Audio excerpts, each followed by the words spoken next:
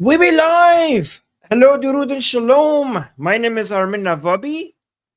And I'm Ali Samani. We are your Iran experts. Today we're going to be covering a few really important things that are happening, speeding up the process of the next uprising. We'll also be giving you the three main options that President Donald Trump has on his desk in front of him, option A, B, and C, and when we can see these options carried out. In addition to all that, we have our regular news as well as our alligrams and other such sections. So let's get started. The biggest piece of news that happened today was the president of the Islamic Republic has raised gas prices. And this comes as a little bit of a surprise to no one. Came out in an interview today with a panel and was asked about the prices of inflation, goods, etc. In usual fashion, the idiot on the right side of the screen here told them that, yes, of course, the price of everything went up, but so did domestic goods, and if it weren't for us, the government, the prices would be much higher. We're doing a great job. We're doing a great job. Of course, of course. A couple of important things. So the price of gas, he said in this interview, is going to be raised now.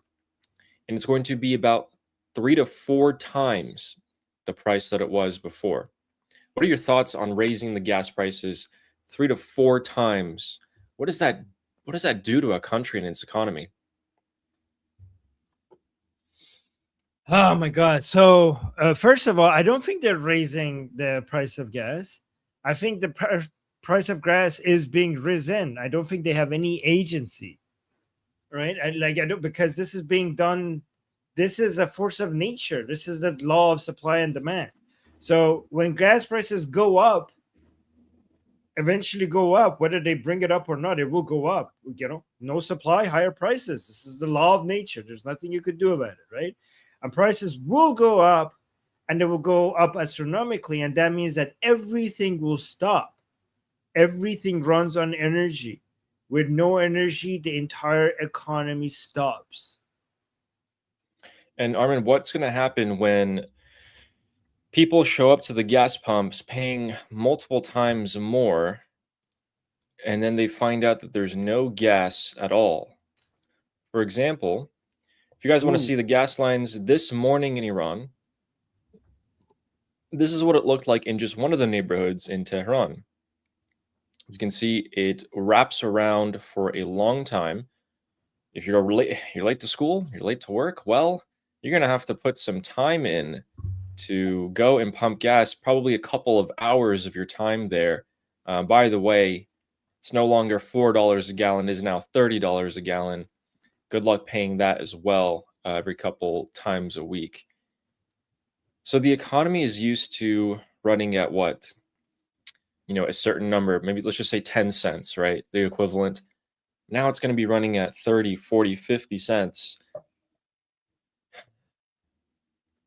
The people who can't even afford a lot of the things that they used to be able to anymore, this is something that is essential, isn't it?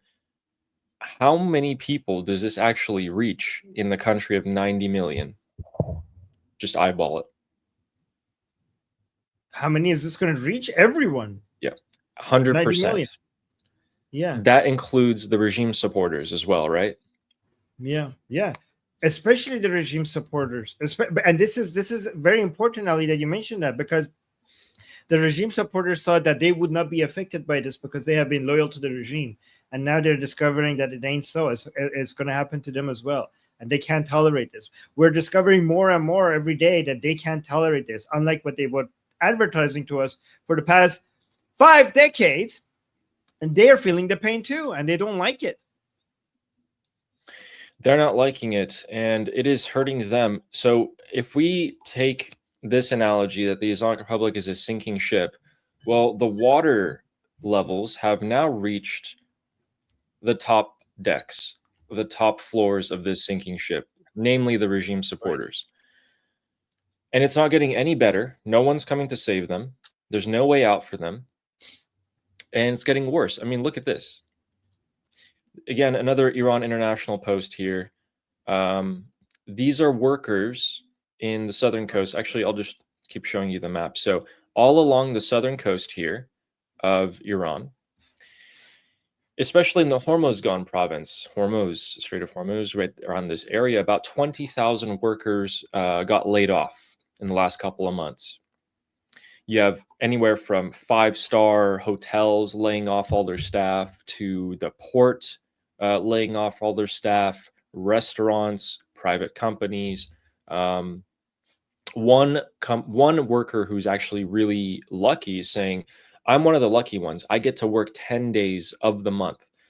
Everyone else I know laid off. They don't get unemployment insurance either because, and I actually talked to someone who's in Iran right now trying to get unemployment insurance.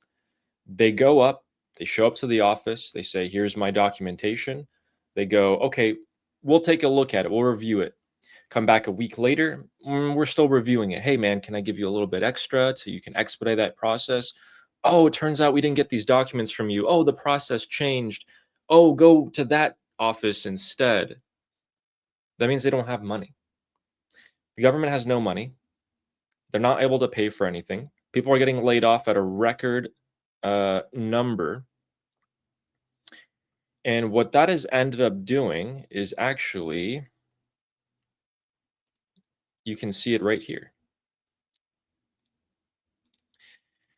The ports of Iran are packed. First of all, we don't have many ports that are able to conduct cargo container shipping to begin with. There's actually only one that conducts 90% of it, and then a couple other ones that share the rest of the 10%. That's it. It's empty. The port's empty. The workers are gone. The ships are just sitting there. There's nothing to be done. When there's a blockade right here, I mean, what are you going to do? Who's going to come to your aid? Well, Armin, there is one such person who could come to the aid of the Islamic Republic, and let's see what Versailles has to say about it. God, okay, I'm gonna throw up. All right, so basically, Versailles just said China. Actually, we'll remove the banner so you guys can see the subtitles for yourselves and play this from the start. So he says, China announced that they are never going to cooperate with all the other countries of the world and America to put sanctions against us. China's not going to abandon us. Turkey's not going to abandon us. We have special relations with them. And then he talks about the 8-year war, the Iran-Iraq war, which this guy is still stuck in time. He's a fossil, thinking that the world revolves just like it did back in 1980. No, sir, it does not. And China and Turkey would abandon you in a heartbeat if it meant they would lose money on it. What do you think? Do you think Reza is right here? That China's going to stand by the Islamic Republic against the United States? Okay. Yeah, I mean, China loves to destroy its economy. It's not like they have been trying to desperately trying to boost their GDP numbers forever, caring about even the smallest percent. But that's not what China cares about. China wants to go dedicate its resources and its army and its economy into defending the Islamic Republic by going war with a superpower. And anything that does to their economy, they don't care. They want to stand for the right side of history. And if that means fighting American imperialism by defending this falling regime, even if it's not going to go anywhere, so be it. Why not? Who cares about your GDP numbers? I guess China, the CCP, never cares about GDP numbers. Not at all. And it's not like China has no problems. I mean, they have so many economic problems right now. They kind of expanded too quickly, too fast, and they're waking up to the reality. To be clear, guys, I know I was being sarcastic, but to be clear, this ECP does want to help the Islamic Republic, but not at all to that extent. Okay, and they are helping the Islamic Republic. Also, the fact that Ali, isn't it? I still find it hilarious that Mohsen Rezaei is now the main guy in charge in the Islamic Republic. The most retarded person within the regime is now the most powerful person right now when it comes to military. Correct. Correct. It's great. Some people still don't want to show their faces. Armin, today we had a statement released by the Supreme Leader, Mojtaba Mush Jr. Pezeshkian actually kind of dissed him, it seems like. Let's take a listen to this. Ooh, drama. الان به چه صورته؟ برای اینکه اتفاقا همون افرادی که الان فرمودید بیشتر آگاه بشن. 25-35% کاهش پیدا کرده. یعنی صادراتمون کم شده، بیشتر کم شده، وارداتمون بیشتر. صادرات یه مقدار کمیش کمتر از وارداته. واردات که خیلی کمتر شده. معنی این حرف برای Okay, listen, up till now, okay, this guy just came on, the president on the right here. He just came on to say, like, you know, we just have like a 20 to 30% reduction in goods. It's not that bad. Well, yeah, it went down a little bit, but like, we're doing fine. کسانی که اقتصاد میدونن معلومه. حالا من نمیخوام بازش بکنم یعنی چی. یعنی این که میگه اصلا تحریم هیچ اثری نداره. آخه نمیدونم چی به اینا بگم. یعنی واقعا عقلم خوب چیزیه، فقط همین رو میخوام بگم. یعنی عقلم Ali, I'm getting the sense that he's making it seem like it's a big deal, not a small deal. Like that's what he's saying. That's all he's talking about. Yeah, yeah. He's saying that he's saying our import and exports have dropped a lot, and he's saying the people who are saying sanctions have no effect on our economy. I don't know what they're on, basically. Like what the hell they're talking. I don't know. Obviously, I don't know. Like, are they retarded? Like, I don't know if they have the intelligence to understand. Yeah, I mean, here he's is right. the letter. I know, but people are thinking that he's dissing the Supreme Leader there, because the statement that just came out by the Supreme Leader today is this. He says, I categorically, this is Mojtaba Khamenei, guys, Mush Jr. He said, I categorically declare that the commission of whatever is to the detriment of social cohesion is forbidden. What does that mean? It means, hey guys, stop fighting. Stop fighting within yourselves, Islamic Republic officials. It looks bad. It shows us to be weak. Anything from now on that is causing division is forbidden. We're going to come down, crack down on you guys. Then he said, among the fundamental issues of the Islamic Republic that must always be placed at the center of the attention of the government is the observance of unity, guarding social cohesion. When he says that, he's talking about just that 5% base that they have. The other 95% aren't people to them. Every action that they have to take must be related to social cohesion. So they're changing, ramping up gears here with this statement, it seems like. The part was...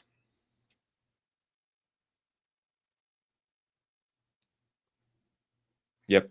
All right. Well, he kind of just repeats himself 4 times there, but yeah. Without a doubt, every speech that weakens any sort of cohesion is forbidden. Anything that's to the detriment of social cohesion is forbidden. Oh, wait. Any kind of illusory dichotomization, such as war or negotiation, consensus or extremism, compromise or warmongering. Oh, wow. You know what? This is funny, though. The disappointing speech part, because that's Pezeshkian. Pezeshkian gives all these disappointing speeches. But now he's coming out and saying, oh, no, we're doing good. When as 2 weeks ago, Pezeshkian was saying we're screwed.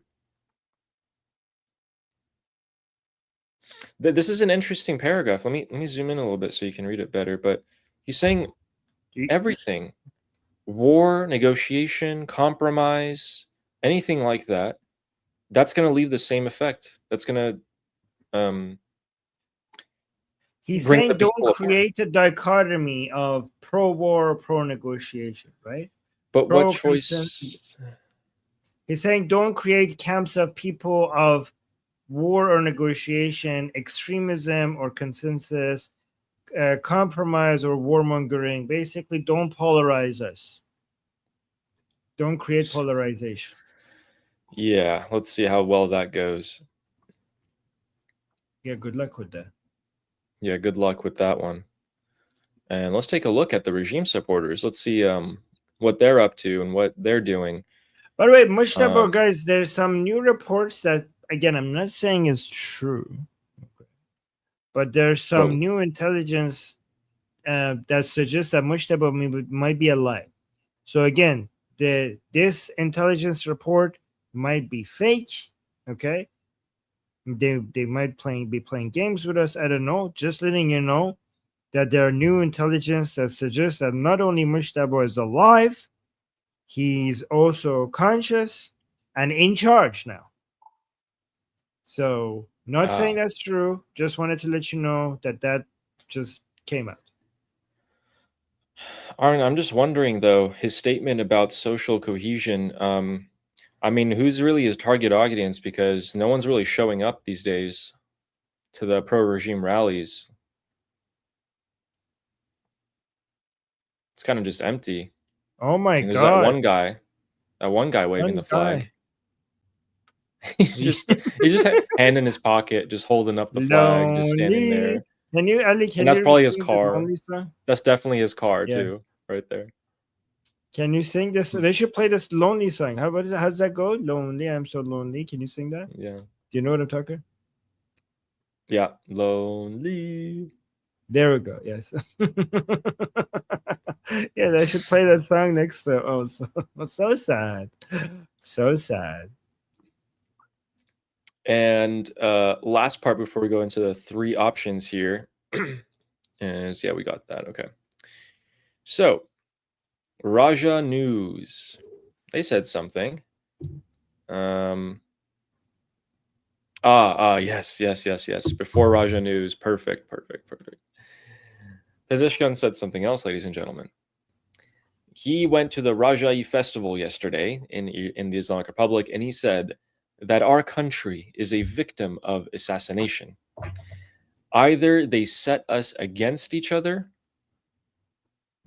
within our country and we assassinate one another, or when they become disillusioned with these plots of setting us against each other, they resort to direct attacks. Our mistake is when we distance ourselves from our own people. Yeah, what do you think about this part right here? What do you think about that?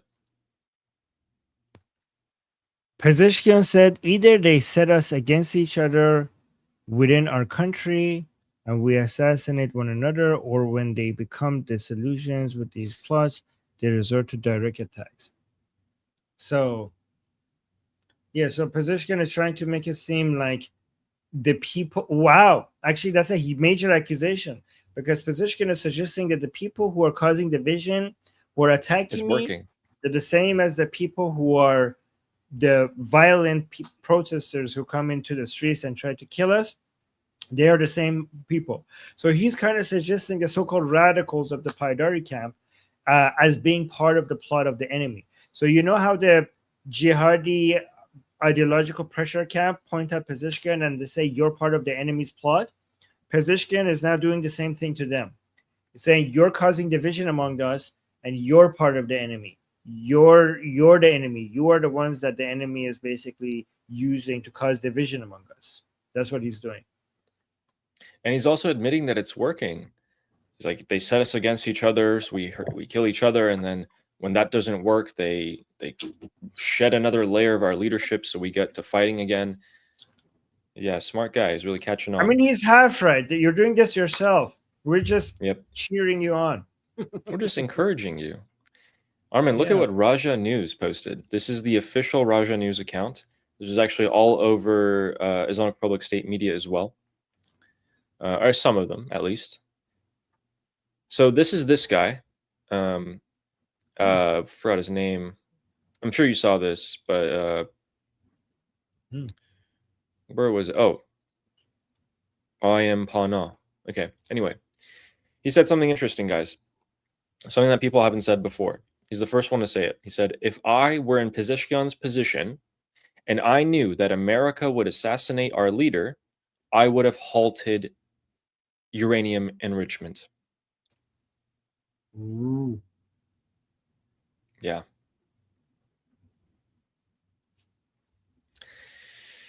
Pretty interesting, ladies and gentlemen. That goes to accuse Pezeshkian that he knew and wanted the supreme leader to die.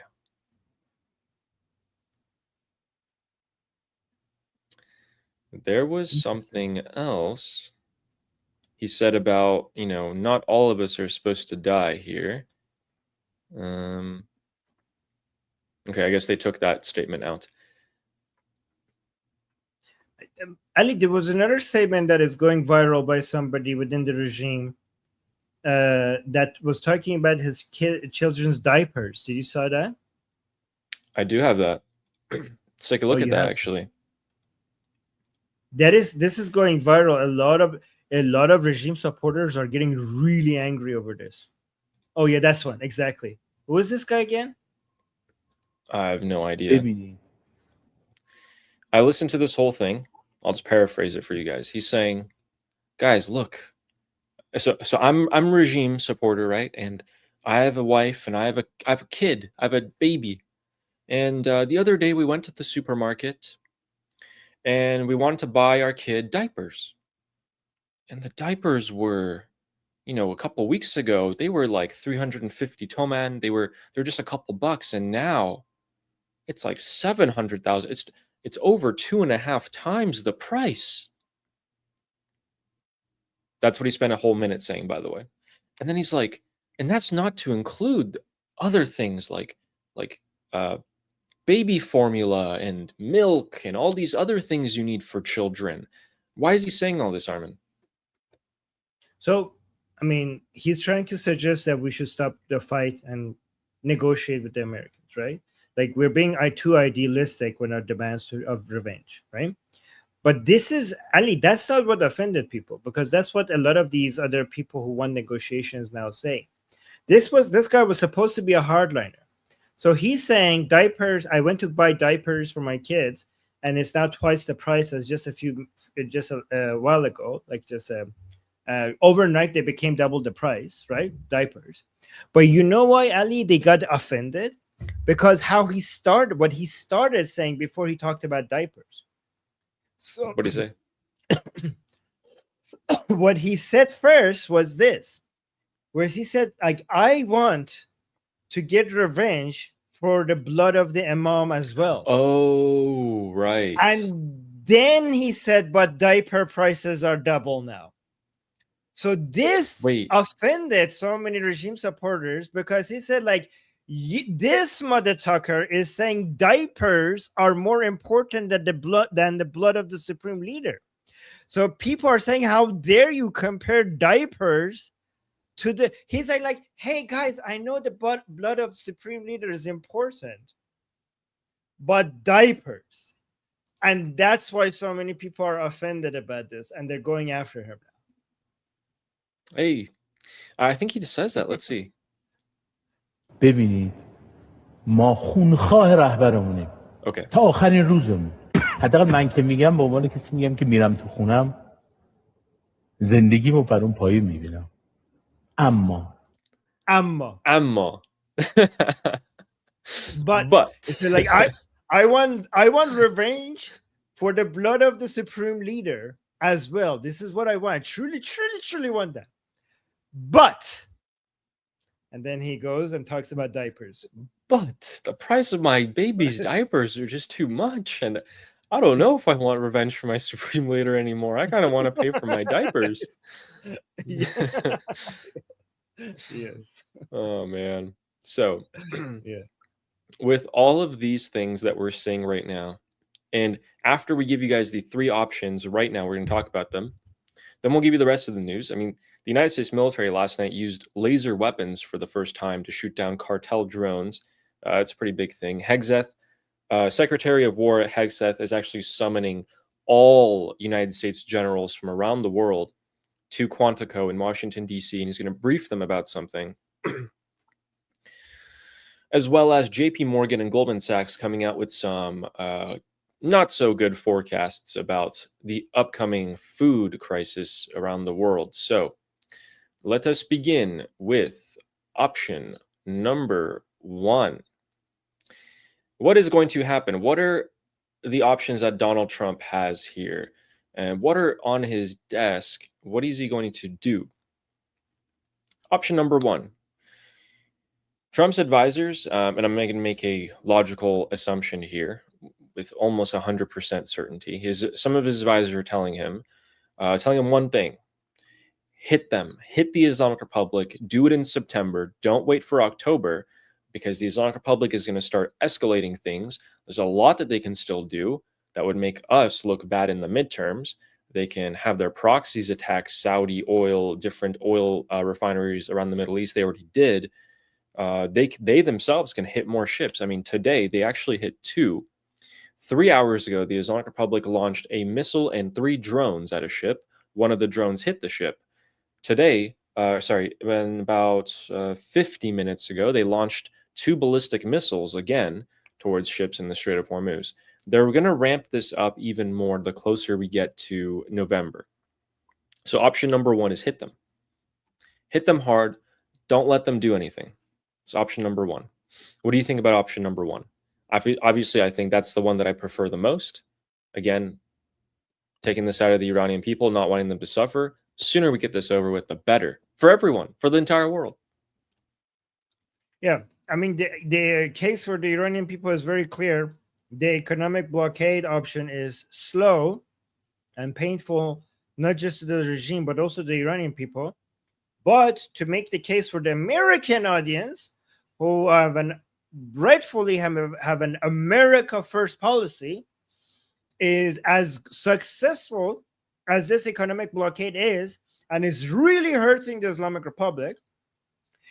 Economic blockades could take years to topple the regime. Okay, you see that with Cuba, you see that with Saddam, right? And you don't have years. I know we don't have years as Iranian people, but you don't have years either, because Trump is not going to be in office forever. So if this takes longer than Trump's term and a Democrat is in the White House, then they might stop all of this economic pressure, and the Islamic Republic will speed run towards a nuclear weapon, and then you're screwed. You're all screwed. So the reason why we need to hurry this up, even if you don't care about the Iranian people and you're just caring only about the American people, is that this is not fast enough. And we need to arm the Iranian people under the leadership of Prince Pahlavi. And even if you don't want American planes to go in and kill the remaining regime leaders, just let Israel do it. You know what they're doing. Just don't get in their way. Let them do their thing. And the United States military is at peak readiness. Yeah, they have over 2.5 times the firepower they did in February 28th.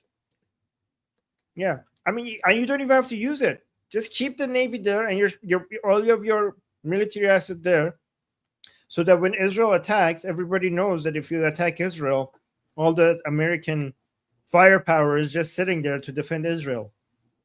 You could just sit there and watch Israel do its thing. Just keep everything there.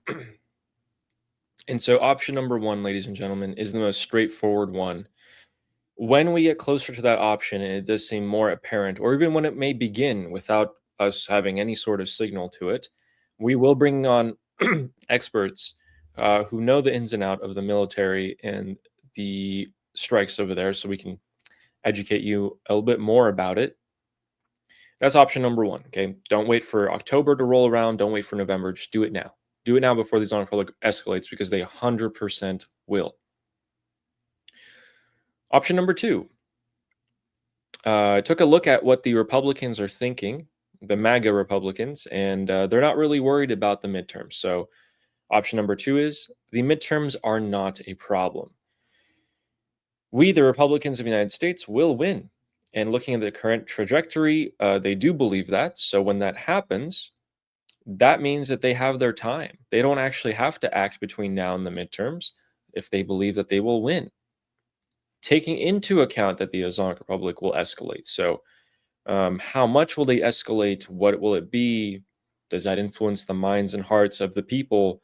Option number 2 is the riskiest option, in my opinion. Waiting for the midterms to be over and then afterwards going in In my opinion, the MAGA Republicans believing that they will win is a little too risky for me. What about you? Yeah, I mean, the predictions show that you're correct. I mean, everything you don't know until it happens, and it might be too early to prejudge. But so far, the data doesn't look good. But again, everything could tell. The data doesn't tell you everything, and everything could, change all of a sudden right at the end. But it's not a good strategy to assume that you're going to have a win. Correct. If Donald Trump does lose the midterms, there's still a period of, I think, 2.5 months or 75 days before the new senators and congressmen are allowed into their jobs, which means that he has until late January to be able to do whatever he wants. If he does still lose, he has that option. Now, I just don't see why we would take that risk. So option number 2 is option number 2. It's a little bit less likely, but it's still an option for them. And option number 3. This is going to upset a lot of you. The last option is to make a deal. And this cursed option, unfortunately, never goes away. I know, boo. And so here's the good news. There's no negotiations currently taking place. The MOU that Donald Trump signed in Versailles in France is completely void. Not going back to it either. Donald Trump stated that to the Wall Street Journal. We ain't going back to it. It doesn't matter for us. So here is what is important, though. The MOU was a dead end. Now, the Islamic Republic is going to talk to the countries, the mediators between Iran and the United States. So they're talking to Oman. The Islamic Republic went to Oman. They made a deal with them about the Strait of Hormuz, which, by the way, the Omanis haven't said a word about it. It's only the Islamic Republic officials who are talking about it, because the Omanis know that they're angering Donald Trump, and he's already threatened to send them sky high and to the afterlife to meet their prophets and whatever multiple times at this point. So I don't think they want to do that. Here is the statement. So basically, the United States' position is this.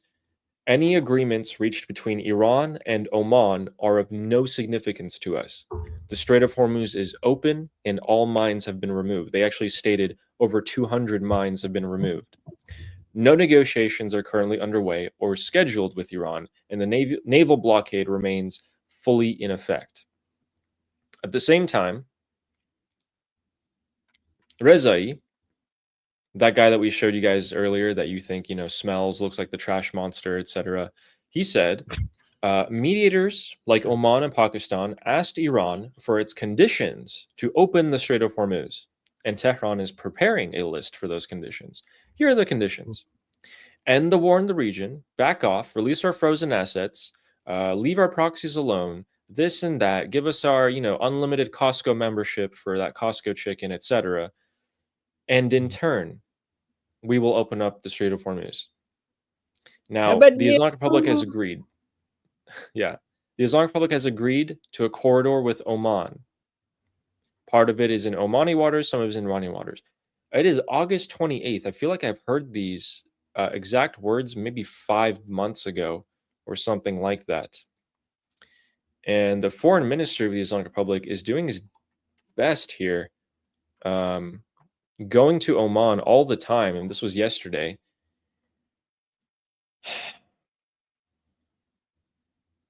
This is what he said, by the way. He said, we had creative discussions with the prime minister of Qatar and Oman. He went to Oman as well. And he's like, yeah, putting diplomacy back on track isn't impossible.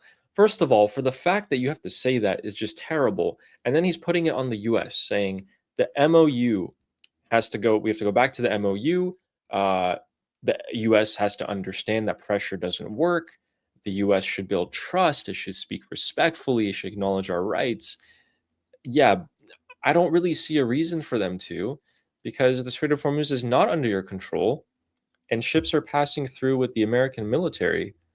Why would they ever come and make a deal with you at this point? It just doesn't make any sense.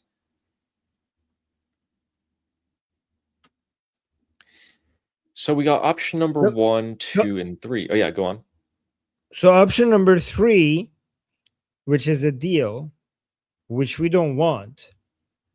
The people are saying that if we do get it, if the Americans are to be interested in a deal, which they shouldn't be, they want something way more than the MOU, because the Islamic Republic right now is in a weaker, desperate situation compared to when they signed the MOU. So the Americans are looking at how desperate the Islamic Republic is, and like, okay, we are still interested in a deal, which they shouldn't be, but you need to come up with something way, way, way more than what you were giving us with the MOU. Because the MOU was mostly, I know there were other things in there, but the MOU was mostly about the Strait of Hormuz. And we have the Strait of Hormuz. So you have to give us something else.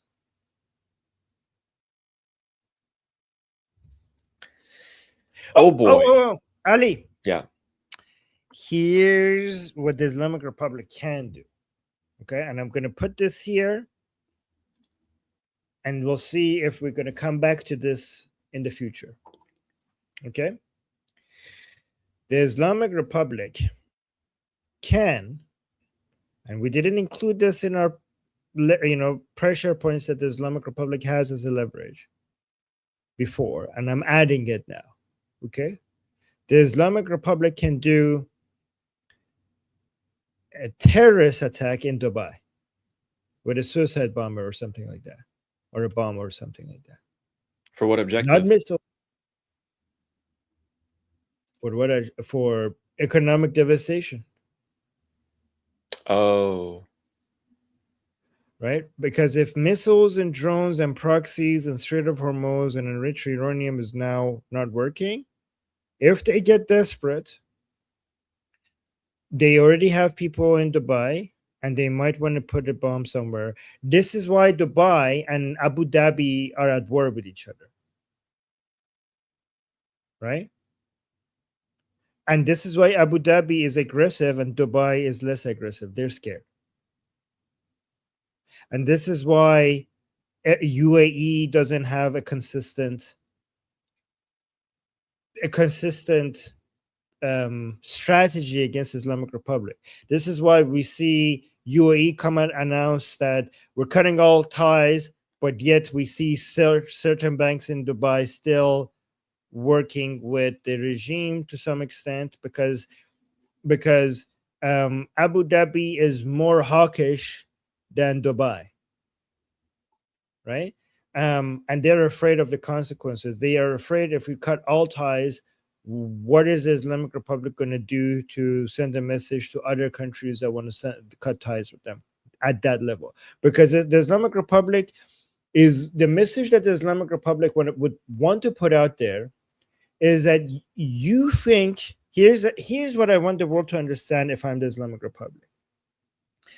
They say you think that you have seen the worst of me. Everything you have seen I do against you, all the countries in my neighborhood, I did those to you when I still had things to lose from you. When we still had trade, when you still could hurt me. But imagine how I'm going to behave when we have nothing left to lose. If you cut everything with me, then there is nothing else you could do to me. So there is nothing else that I'm going to not do to you. So you haven't seen me at my worst. You will see me at my worst when I have nothing else to lose. And you think that we have attacked you? You haven't seen anything. You are sitting ducks. You are so vulnerable. You have no idea how easy it is for me to move a bomb somewhere in your most tourist-friendly neighborhoods and cause economic devastations for decades to come for you. And that's why you need to that's why not only you can't cut ties with me, you need to give me a couple more $1 billion just for me not to do that. Yeah, and they're dragging their feet. Now, look, I would really love to be sympathetic to the cause, to these Arab countries, particularly the UAE. In fact, I look at the UAE more favorably than I do at all the other Persian Gulf Arab countries. However, there's news like this that came out today. Scott Bessent is pissed at the UAE, incredibly angry. The Treasury today is going after a specific UAE bank called the Bank Misr, which I think Misr means Egypt, the Egypt bank in the UAE, and they're cutting it off from the dollar system completely. Scott Bessent is not happy. He came out with this statement, and look at him. I mean, read his words.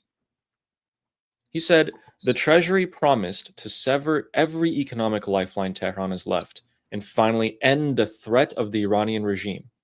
So great start.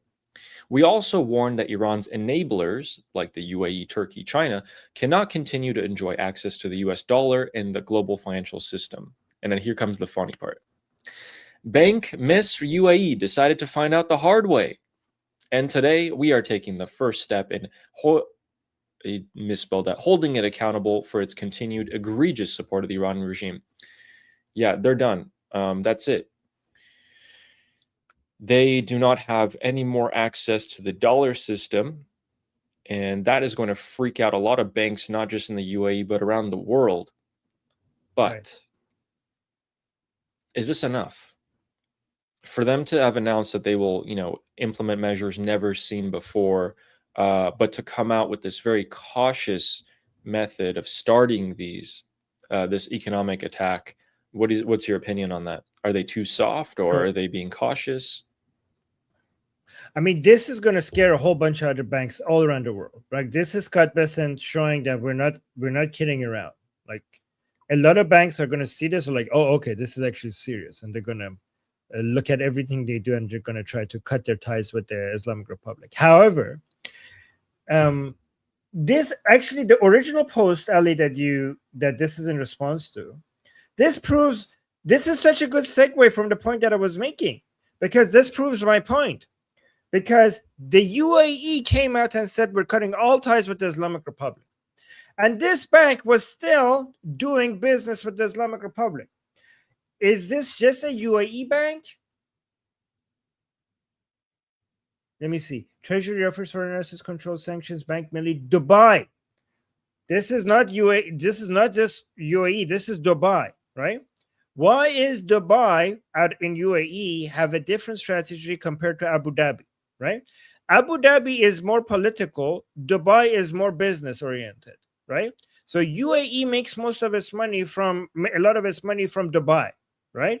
But so they are, and Dubai is a lot more cautious with regards to the Islamic Republic, because they're interested in tourism, and they have billions of dollars worth of trade with the Islamic Republic, billions and billions of dollars, right? Every year. So Abu Dhabi is very aggressive because they are the political hawkish parts of the UAE, and they represent UAE. But Dubai has a lot of businesses with the Islamic Republic that they don't want to lose.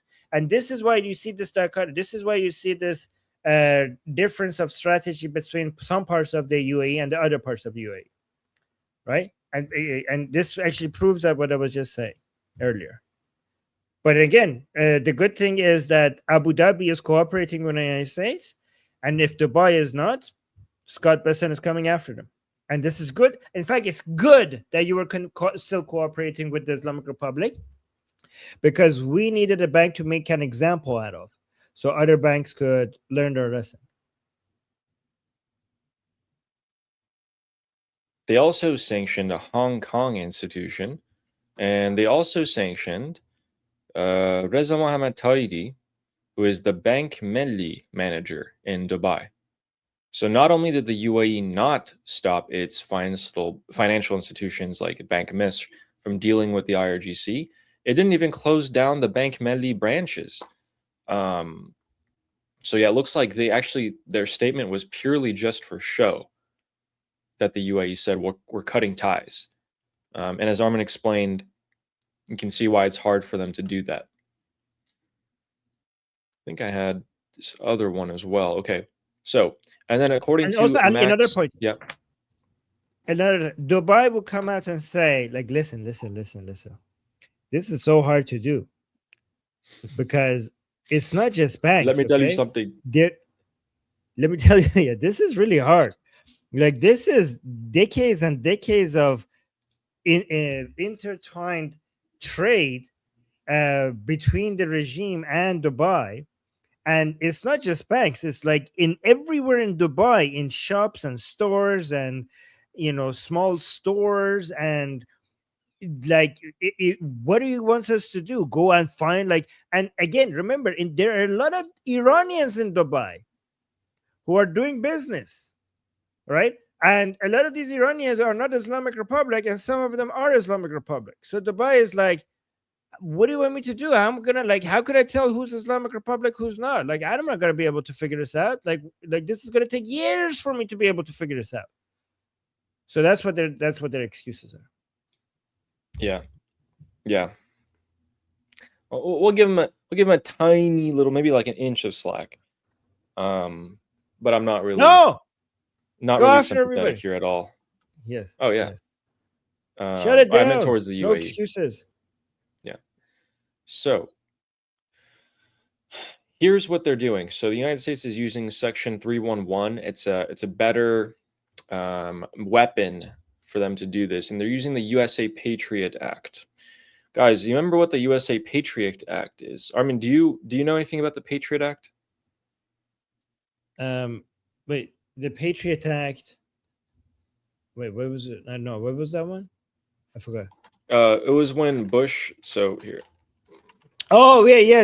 After 9/11, was that the one that they Yeah. could listen to your stuff and like look at? They can do whatever they want as long as it's justified, yes. and they can do whatever they want. That was after 9/11. Now I remember. Okay.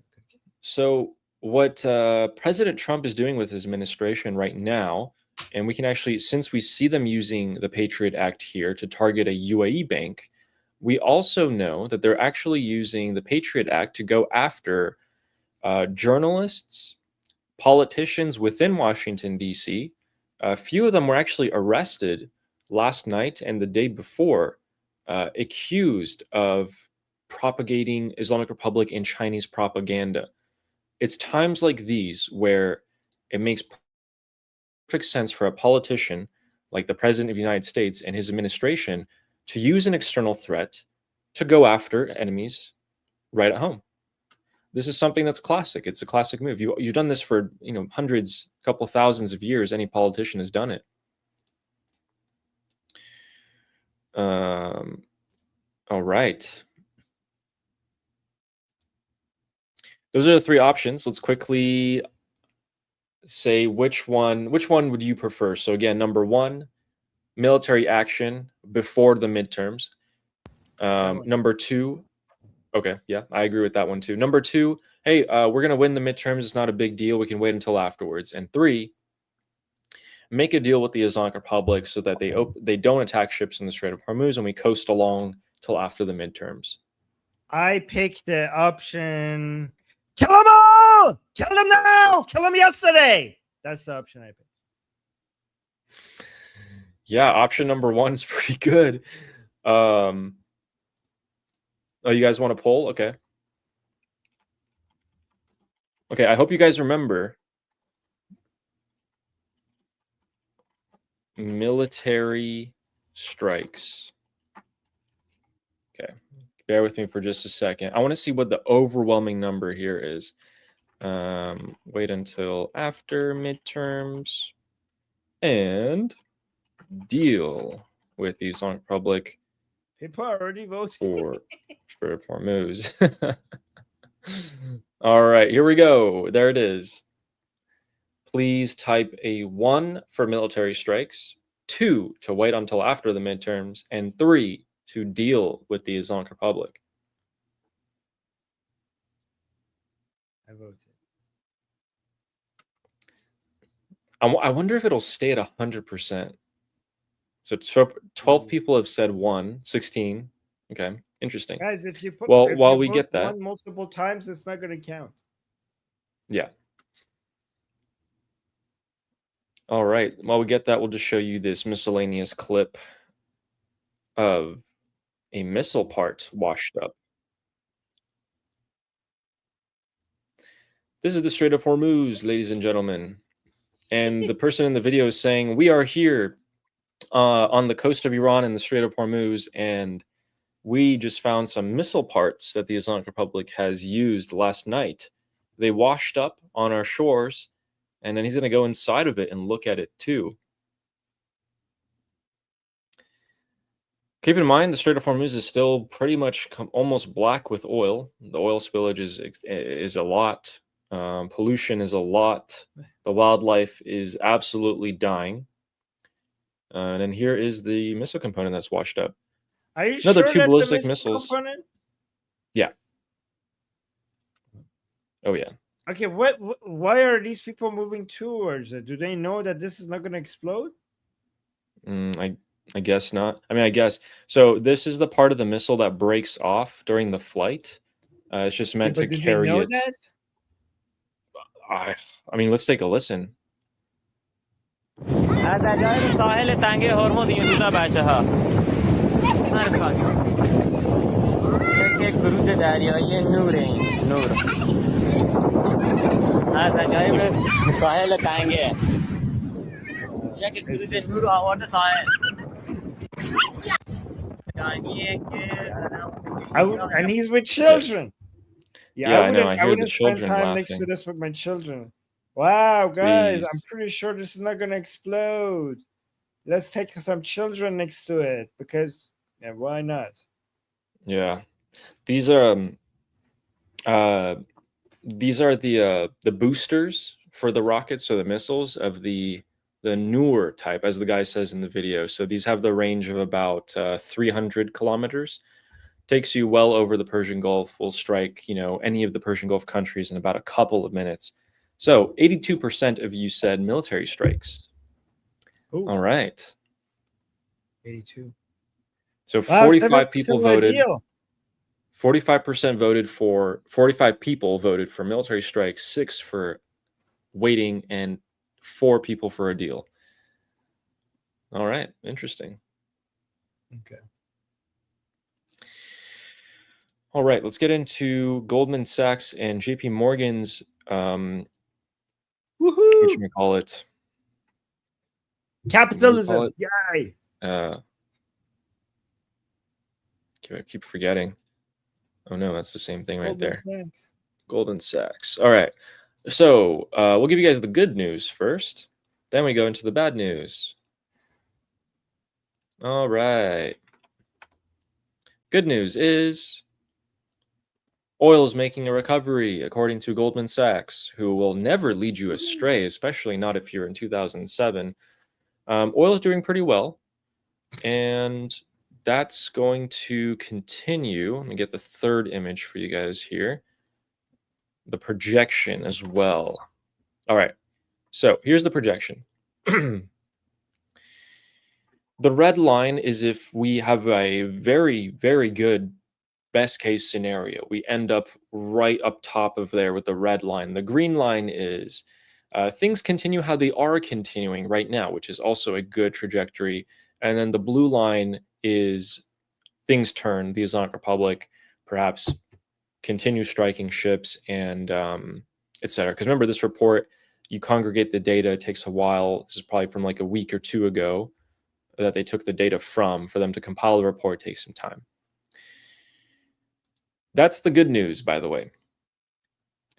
The bad news is JP Morgan. JP Morgan predicts that we're going to have a large-scale global food supply crisis, and it's going to hit between now and about 12 months from now, anywhere in between that. So food inflation global is about 2.8%. It's going to jump up to 5%. Why? Fertilizer. We can't really get any nitrogen, some liquid natural gas out of Qatar. We can't get out of the Strait of Hormuz. Fertilizers are becoming scarcer to find. Again, people here in the U.S., you're not going to have a problem. The U.S. is an exporter of fertilizer. We have liquid natural gas. We have nitrogen. The rest of the world, though, is not going to be so lucky, particularly not East Asia. They're going to have it real rough. Real rough. And that's why that's a global piece of news there. Let me close this. All right. Ladies and gentlemen, when the MOU was signed, I told you guys that the United Nations has done this before, or at least this tactic has been used before. It's been used on the Soviet Union. It's been used on Iraq, on Saddam Hussein. And at the end of it, it never worked. So it's really funny to me that the Ministry of Foreign Affairs of the Islamic Republic just said, hey, the US can't do that. They can't sanction us. That's illegal. That's a violation of the United Nations Charter. Oh, really? We're going after United Nations charters now? We're going to use those? I mean, give me a break.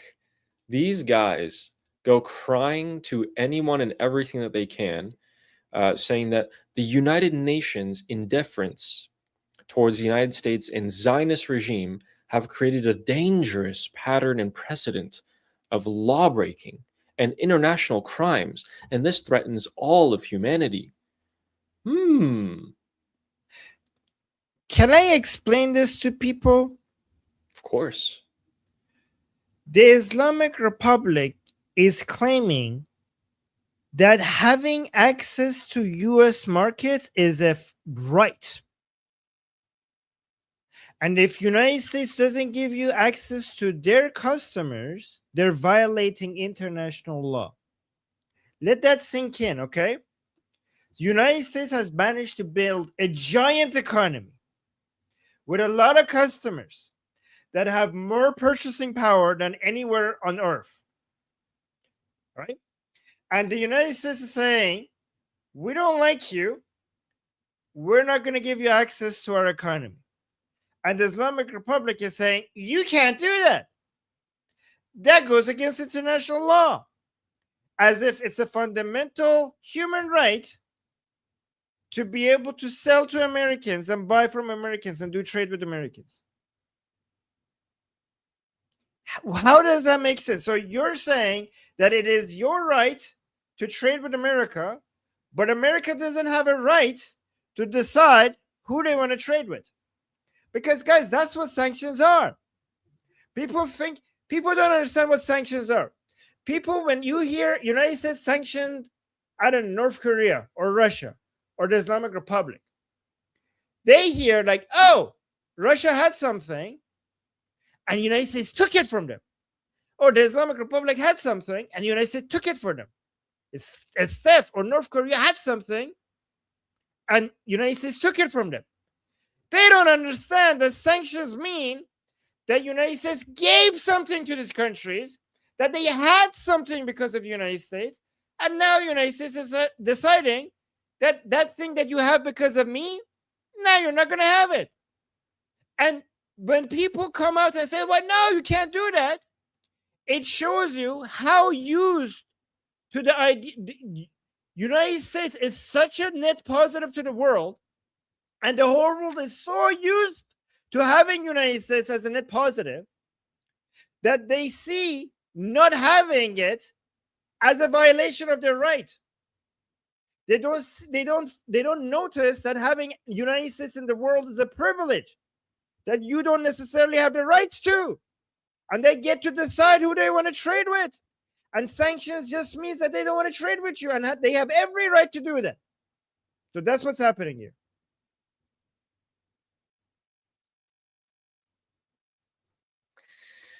So, Rich, can you read the title of that? Just what it says here. بیانیه وزارت امور خارجه درباره تروریسم اقتصادی آمریکا علیه ایران. Oh my God. Really? It's saying this is a declaration. This is a statement of the foreign ministry about the foreign ministry of the Islamic Republic about the economic terrorism of the United States against Iran, it says, which means the Islamic Republic. It's apparently terrorism. Terrorism for United States to be like, we don't want to trade with you. Sorry, we don't want to do it. Nope, don't feel like it. That's terrorism. Guys, when leftists tell you like, oh my God, look at this, poor people are starving and it's because of the sanctions, which they're right, people do starve because of US sanctions. And then people think that, oh, that means that the United States is evil. The United States is evil for doing that. But look at it from a different perspective. That shows that so many people around the world would have been starving if it wasn't for the existence of the United States. Do you understand this? Do you understand what I'm talking to you about? The technology, the capitalism, the science, the prosperity, the entrepreneurship, the hard-working attitude that the Americans have, the growth mentality, the business-mindedness of the Americans, and the culture and the sense of competition that they have, and all the values that they have, and all the fundamentals and all the framework that the United States and its constitution has created, that it turned it into a powerful economic superpower in the world. When you see a country gets sanctioned and what that does to that country, it shows to you how the whole world would have been like right now if it wasn't for the existence of the United States. In fact, every time you see what it's like when a country doesn't get to trade with the United States, the whole world should be thanking the United States to have the blessing of the United States existing in the world. Because that's how everything else would look like if you didn't have the United States in this world. Those people are just experiencing a taste of what it's like to not have the economy of the United States in this world. The United States is the sun that all the other countries are orbiting around. And these mother tuckers are calling it terrorism instead of realizing how good they had it, how good everyone has it because the United States exists as a country. Instead of being grateful, they think a privilege that they had before is a right. You had the privilege to be able to have access to this economy. And now you lost it, and because you were so used to that privilege, you are treating it like it was a right. But you don't have that right. You have to play nice if you want access to that market. We're getting some interesting news, guys. So I checked this. According to a lot of Arab media, like Al Arabiya and other news channels, we'll actually just play this for you guys. It's going to be in Arabic, but look at this. So, we're not going to put this with audio, but I'll tell you what he's saying. Actually, is this in Arabic? Yes, God. Oh my God. Okay, so what he's saying is that in the coming hours, we have information and our intelligence of Saudi Arabia is claiming that Iraqi militias backed by the Islamic Republic are about to target Saudi Arabian oil in the coming hours. They got that information. Now, I did have something for you guys about that, but I didn't know it was going to be that quick. Other Arab media, like Al Hadath, is saying that because the Iraqi militias, which are super important when it comes to dealing with the Islamic Republic, are actually not going to disarm fully and disband. They're just going to make small, dormant, secret cells and go into hiding, just act like regular people. So each cell comprises about 5 to 10 members. They're going to operate separately. Some of them will keep their drones. Some of them will keep their missiles and their weapons. But if they do have to give up their small arms, they might. They'll just go into hiding. Armin, out of 1 to 10, how surprising is this for you? Wait, let me see. If you just read that first point. Iran maneuvers from small, dormant secret cells to confront the decision to dismantle. To form the a decision to dismantle its loyal armed factions in Iran. I mean, this is what we said, didn't we? That's crazy. I mean, wow. It's like telling them to disarm, they just won't do it. Who would have thought? Yeah, I mean, are we surprised by this? I don't understand. Like, this is exactly what we said, right? 1 out of 10. Like, you know, how surprising is that? Not at all. 0. Yes. 0, yeah. You know, making a deal with the Iraqi militias is like making a deal with the Islamic Republic. There's no difference. You might just picture the Iraqi militias to wear balaclavas and cover their face, but there's really no difference here, which is, again, why option number 2 or option number 3 of making a deal will just never work. And I believe that the U.S. administration fully realizes that, regardless of what people like Witkoff and Kushner and J.D. Vance want. It's just not going to work anymore. But in the implications that this reveals, if they're going to keep their weapons and all of that, and they're just going to form dormant cells, one thing is perhaps they'll stay in Iraq, but that's not even a guarantee. What if they stay dormant and they go into Iran? That's going to be a huge issue. In fact, if I was the IRGC, what I would tell them was, listen, just hand over your small arms or something, then retreat into Iran, help us deal with the protests in the coming months, and then when things die down, you can go back into Iraq. That's the worst case scenario for us. That's the best case that's 100% right, Ali. That's the best case for the Islamic Republic. You know, you're being hunted down in Iraq, come here in Iran, stay for a while, enjoy our women or girls, right? I promise you that's part of it. Like, I'm not exaggerating that, right? Enjoy, we will have that for you. Be here. We need you here anyways, because there might be an uprising soon.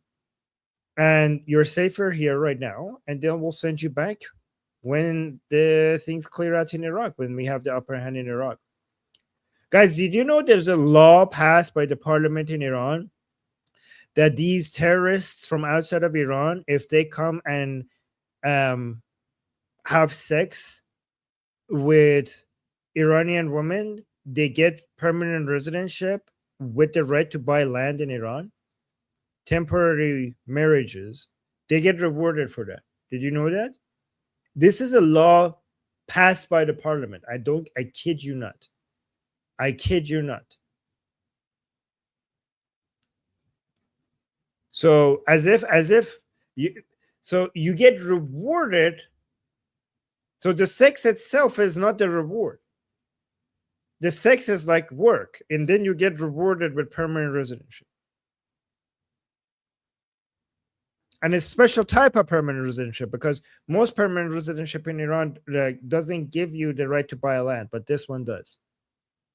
This was so disgusting, Ali, that when it was passed, even the jihadis were like, what the hell? Yeah, it's one of the things to make you want to throw up.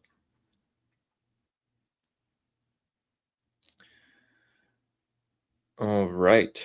So with this, guys, we have 5 alligrams for you guys. It looks like Farce News, in the group discussion that I go grab these messages, decided to have a crackdown today and went ahead and deleted a lot of people's dissenting messages. So I just actually had to go in right now and find some. I'm actually kind of upset because the previous ones were kind of good. All right. Everything I read, though, is just, oh man, these are like, people are like, our houses are worth billions, which is not wrong. They're worth billions, but we can't even afford anything. All right. Here we go.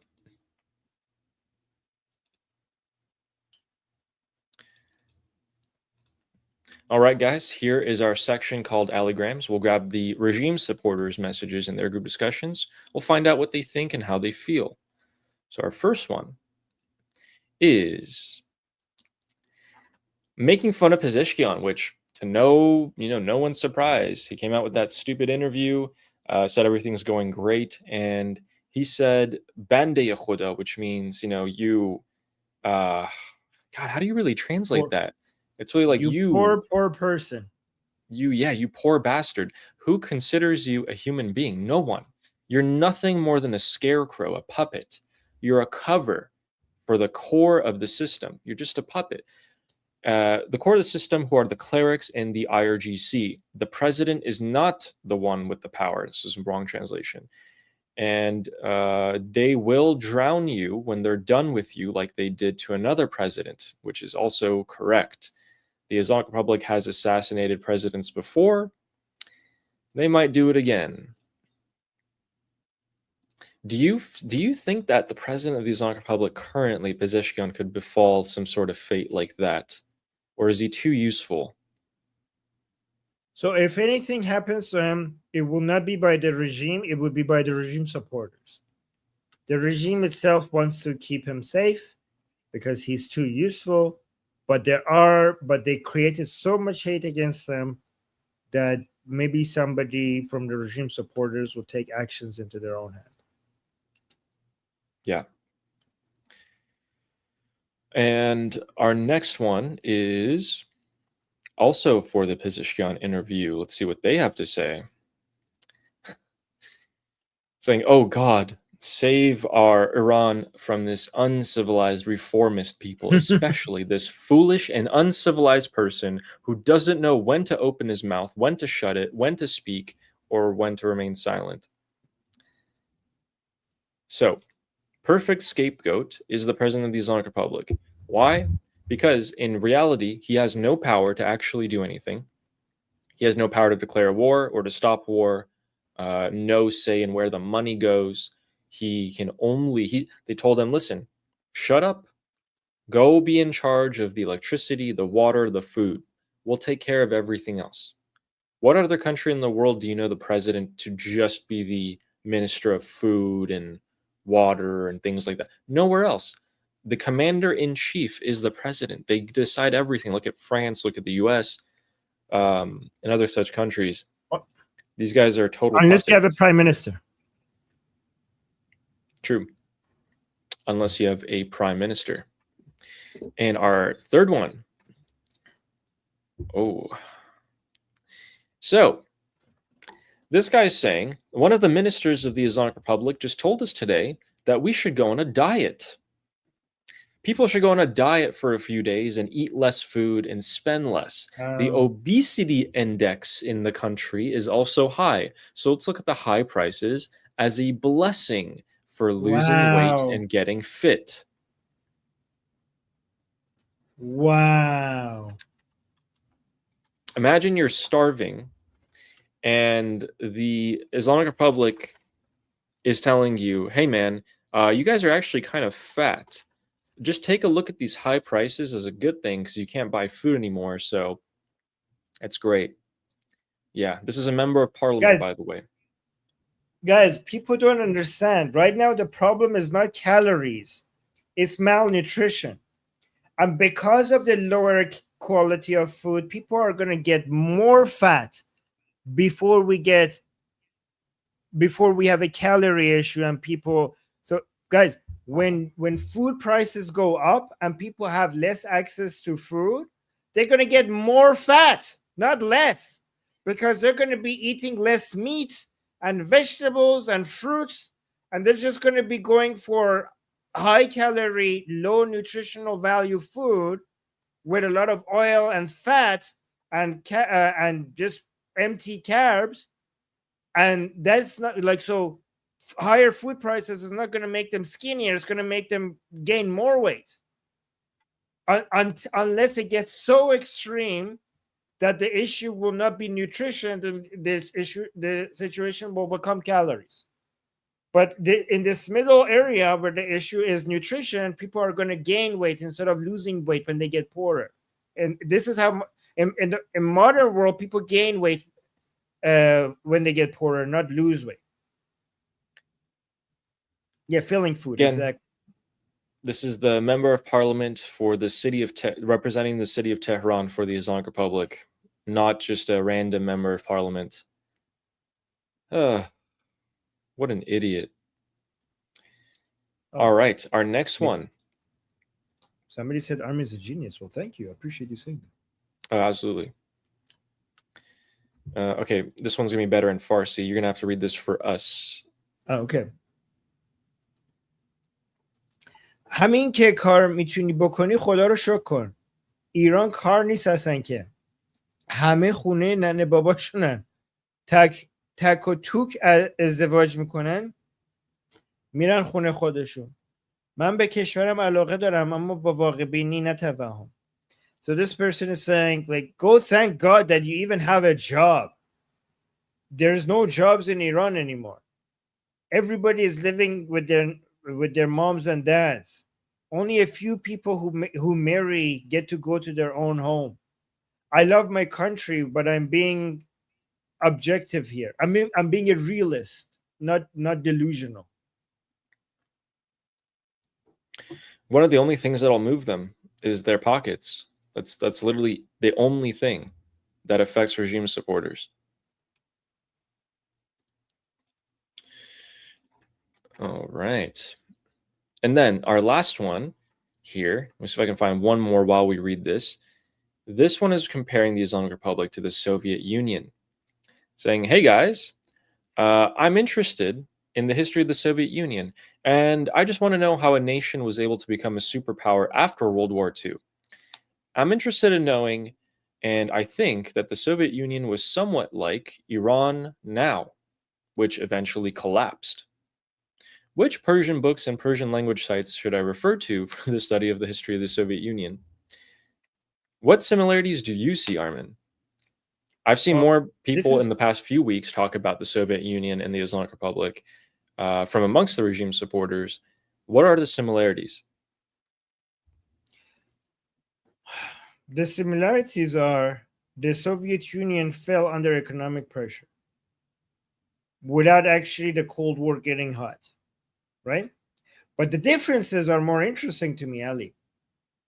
Because the differences are the Soviet Union was a superpower and the Islamic Republic is not. And they still fell under economic pressure. The Soviet Union had a nuclear bomb, had many nuclear bombs, and that did not save them, and it fell, and the Islamic Republic does not have a nuclear weapon. So if you think that your military power is going to save you, your military power is nothing compared to what the Soviet Union had at that time relative to the rest of the world, and they still fell under economic pressure. So good luck, Islamic Republic. Good luck. Here's the thing, guys. This is why I think the current economic pressure by itself is capable of making the Islamic Republic fall. The problem that we have with it is that it's slow. And it might not be consistent because, I don't know, the Democrats are like, here's the thing. When the here's another difference, Ali. During the Cold War, most politicians were against the Soviet Union. So there was somewhat of a consistency in fighting the enemy. There's a difference now that this is the advantage of the Islamic Republic. So I told you the disadvantages of the Islamic Republic compared to the Soviet Union. I will tell you the advantages of the Islamic Republic compared to the Soviet Union. The Islamic Republic has allies in Washington, D.C. Do you know what they're called? They're called the Democrats, right? And the Soviets did not have that, but the Islamic Republic does. So that's the difference. They have another ally, actually. They have an ally called Trita Parsi. And Laura Loomer just posted this about Trita Parsi. Where did he go? How do I... Laura Loomer Trita Parsi. Come on. It was literally just there. There it is. Next up, Trita Parsi. Please get on that, Laura Loomer, and thank you. So the last one will be this one, which showcases just how much the Islamic Republic is lying to its own supporter base. If we were to play this video, is a resounding Iranian victory. Yeah. There's no doubt about it at this point. I mean, before the Strait of Hormuz was open, there were no fees. Iran was rocked by protests. Anyway, this guy goes on to glaze the Islamic Republic for 1.5 minutes. Wait, let's listen to his list. Let's Okay. listen to the reasons why the Islamic Republic won. A lot of situations internally, politically, socially. And after the war, Iran's society is much more unified and cohesive. Iran now has territorial control with Oman of the Strait of Hormuz. It's no longer international waters. They've extended their rights as is prescribed under international law. They're going to have a fee system. Iran maintains its nuclear program, maintains its ballistic program, and gets concessions in terms of sanctions relief, which is something that it has not been able to do for 47 years. So you tell me how this is a US victory in any way. It can't be. This is a resounding Iranian victory, and Iran has emerged as a major superpower in the region now. Now all the regional countries, especially the Gulf states, understand that Iranian government cannot be dislodged by force, and that they have to, at some way, reach some type of relationship, even if it's in some way diplomatic and maybe not out of love for the Iranian government. They have to understand that Iran is a force to contend with, and they have to deal with the Iranian government, whether they like it or not. In practical terms, yeah. Absolutely. I think that this... Okay, Ali, you need to send beautiful. You need to send that to me. Also, Sure, no cohesion. problem. There's cohesion. Oh, what? Okay. Ali, can we go through the list of the reasons why the Islamic Republic has lost? Okay. Let's do it. Ali Khamenei is dead. President Trump is alive. Not one, not two, not three, but every single one of the top IRGC leaders are dead. Not a single commander or general of the United States has been killed by the Islamic Republic. Not a single one. Every single one of IRGC ships have been sunk. Every single one of them.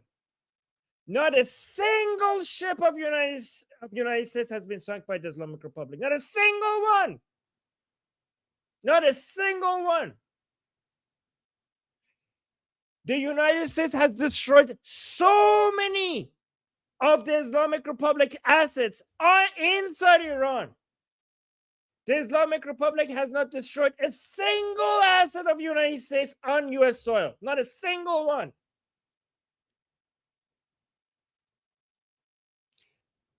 The Islamic Republic's economy crashing. U.S. stock market to the moon. What else is there? Strait of Hormuz.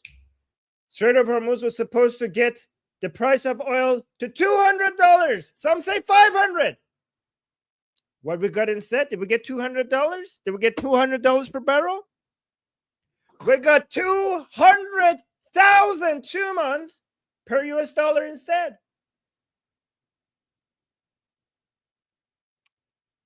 I think I heard for like my entire life, the IRGC commanders in general saying we have pinpoint ballistic missiles. We're going to sink the aircraft carriers and the ships of the United States Navy as soon as they show their face. They fired over 111 missiles to the Abraham Lincoln.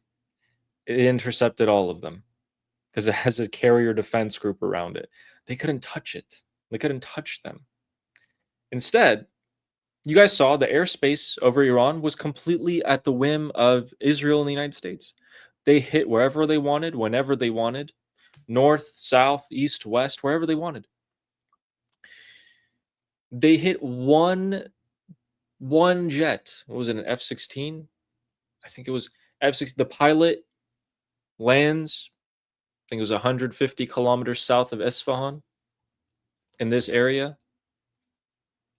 Pilot lands here, by the way, well in the borders of Iran, hundreds of kilometers from the next country over, which was Iraq, by the way, crawling with terrorist militias of the IRGC. The United States comes in, builds an airstrip, lands cargo planes, special forces, extracts the pilot. The IRGC couldn't do a thing about it. But hey, according to what's his stupid name? Ali, Christopher the something. The Islamic Republic did something similar. That's a good point. When the Qatar took the Islamic Republic pilots, they wrote a strongly worded letter to the Red Cross asking for their pilots back. Correct. Right. Correct. The United States moved heaven and earth to go get one pilot. The Islamic Republic said, Red Cross, please. Red Cross. Go get they got our boys. They got our boys. Bring them home. Red Cross. Thank you. Please. And then he please. says the nuclear program is still intact. I would like him to go and take a tour of the nuclear program. Yes. I mean, what is it looking like down there? It just in your head, if you had to take a guess. I think that we should send that guy all the way down there, right next to the radioactive material. Maybe he'll melt or something. Maybe he'll check it out for us. Yes. I think he's gonna die down there. Maybe we should, have him verify his claims there. No Navy. There's absolutely nothing. And then he doesn't talk about the fact that there's internal fractures, that the Iranian people hate the government. He says there's never been this much cohesion in Iranian society. Where did he get that from? What is Iranian society to him? I don't understand. I mean, even within the regime, we've never seen this much of an infighting. I mean, maybe he should read the letter of the supreme leader begging everybody to stop fighting. That's a great point. The supreme leader just came out today and said, children, stop fighting. Why would you even need to say that? You need to make a blanket statement like that to everyone. Now, if anyone goes against it, they can't say, oh, Vahidi said that, or Ghalibaf said that, or they'll be like, that's the supreme leader. Now, everyone has a... what that does is basically in a political battlefield, if you were to come out and say something that causes social cohesion, that letter from the supreme leader, Mujtaba, saying don't do that, gives an excuse to everyone around you to suddenly come and clobber you on the head. Everyone turns on you. They have perfect legitimate reason. I can defend him. Okay. He's right. Iran is winning. And by Iran, he means the actual Iran against the Islamic Republic. And he's right. We have more cohesion than ever before. We have cohesion under the leadership of Princess of Pahlavi against the Islamic Republic. We have never had more Iranian cohesion.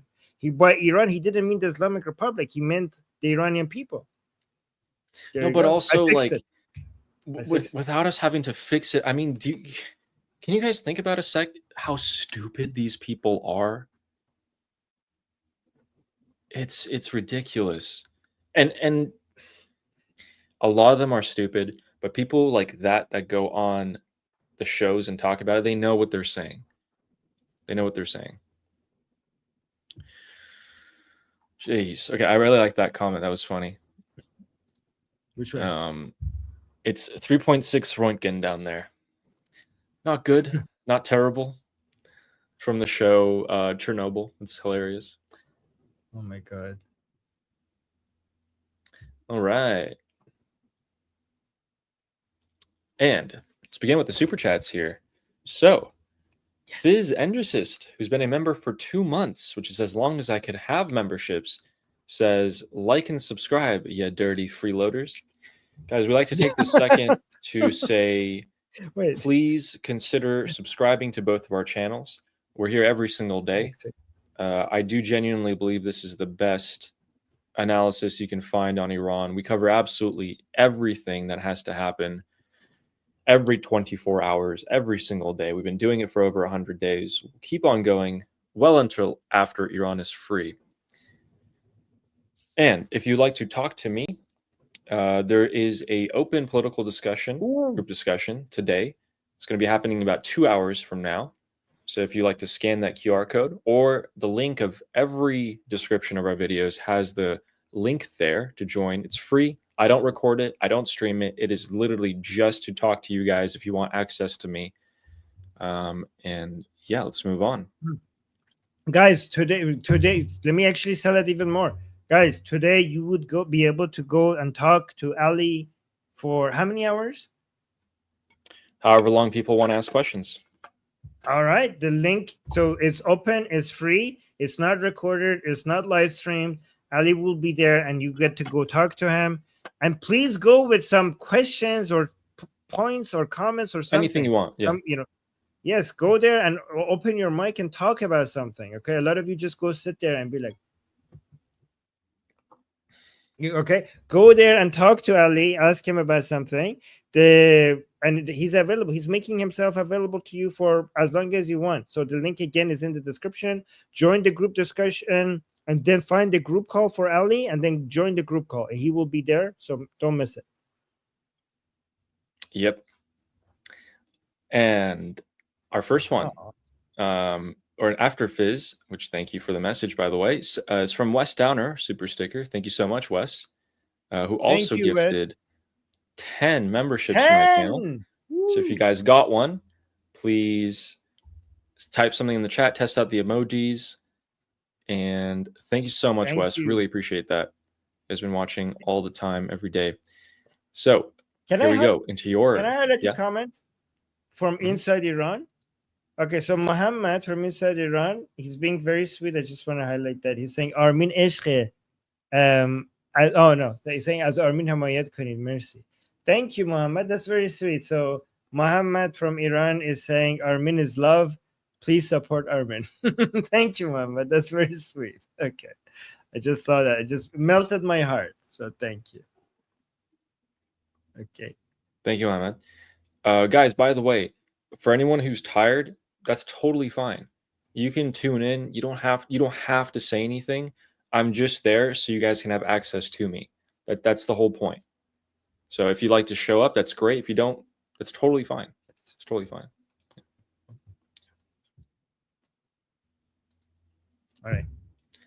All right. So here we go into what some might call cheating here.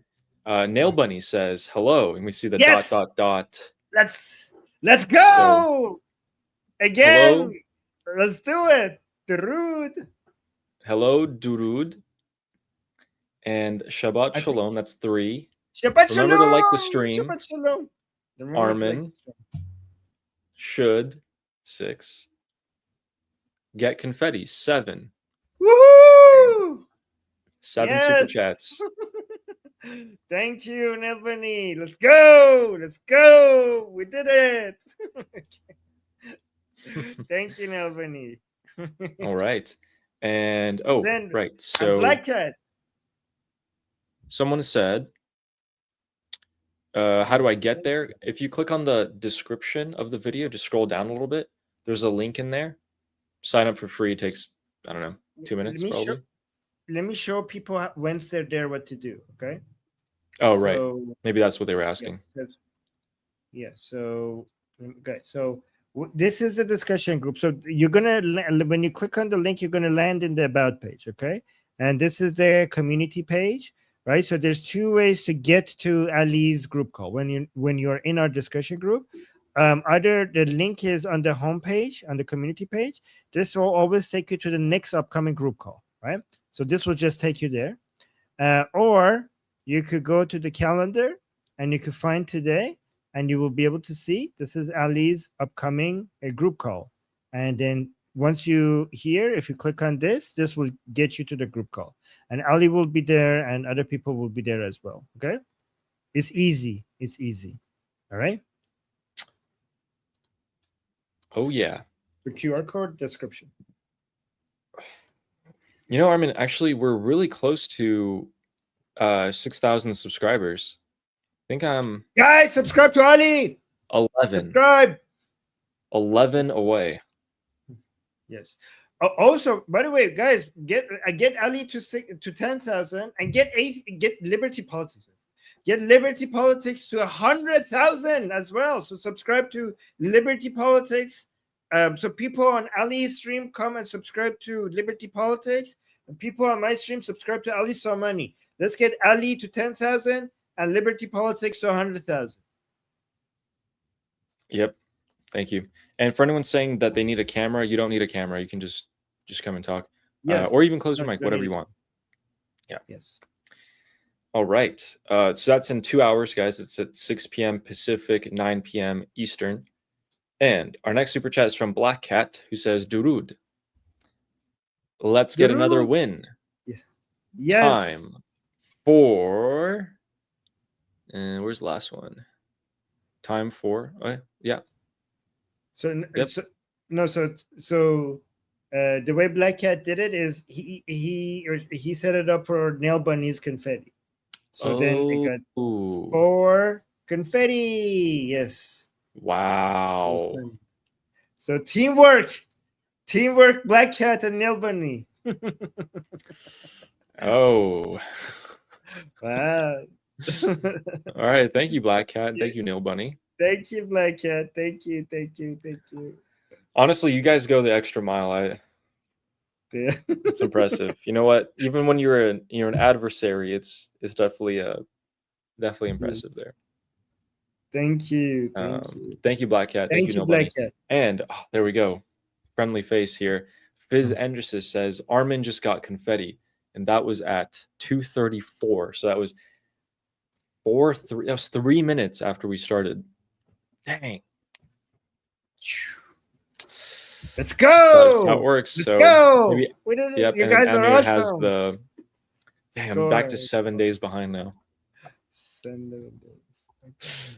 Yeah, someone's right. You know, maybe you should make the bar 15 super chats for yourself, and I'll keep mine at 10.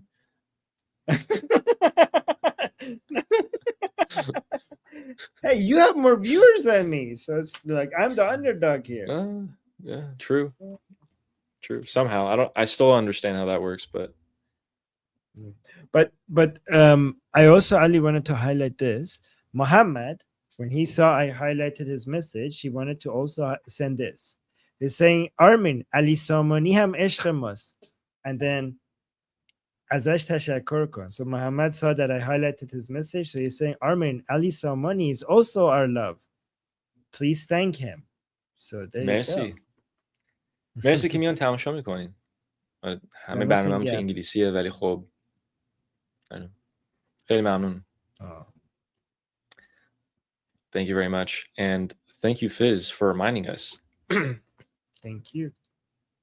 Our next one is from Channel, who says Ali is exceptional. Keep him and the Indian guy. Sorry, forgot his name. Both are amazing and articulate, well-spoken, and intelligent. Listen. I've graduated from becoming the new guy they're using my name, but now there's another person who's getting the treatment. They're being called the Indian guy. The Indian guy. Wait, I'm gonna screenshot this and send it to him. He's talking about Sid. He's gonna love this. Okay, I'm gonna the Indian guy. By the way, you know he's actually mixed of so many things, but also yes, Indian for sure. Yes, so I just screenshotted Channel. I was thinking if we should keep Ali or not. So thank you for the recommendation. We will keep him. And I for now, yeah. Trial period. And I screenshotted your message and I sent it to Sid, and I think he's gonna love your message. He's gonna have a laugh. So yes, Sid. And guys, by the way, Sid is going to have his channel ready pretty soon, and we're gonna include that in the description as well for you guys to subscribe. Guys, that's someone from Liberty Politics who will be starting their channel soon. That's who they're referring to when they say Indian guy. His name is Sid. Sid. So guys, the point of liberty politics is to find people who are great warriors for liberty and encourage them to get their own platform and then help them grow that platform. So we're basically are trying to raise warriors, right? Like Ali, for example, right? And Sid, and Goldie. Goldie was our first success story. But that's the point. Like liberty politics is we're trying to recruit people and tell them that they have a great message and a great way to spread that, and encourage and tell them that more people need to hear what they have to say, and then get you guys to go support their platform. That's what we're doing. So supporting liberty politics is supporting the next generations of warriors for liberty.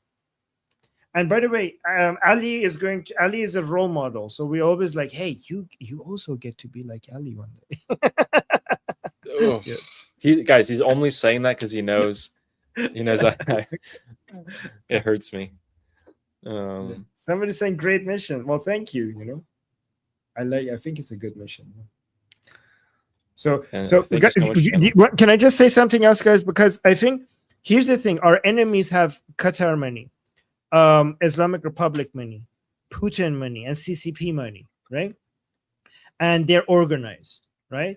And they are very efficient at spreading their poison in our societies. These anti-patriotic, anti-liberty ideas that are spreading into our societies, right?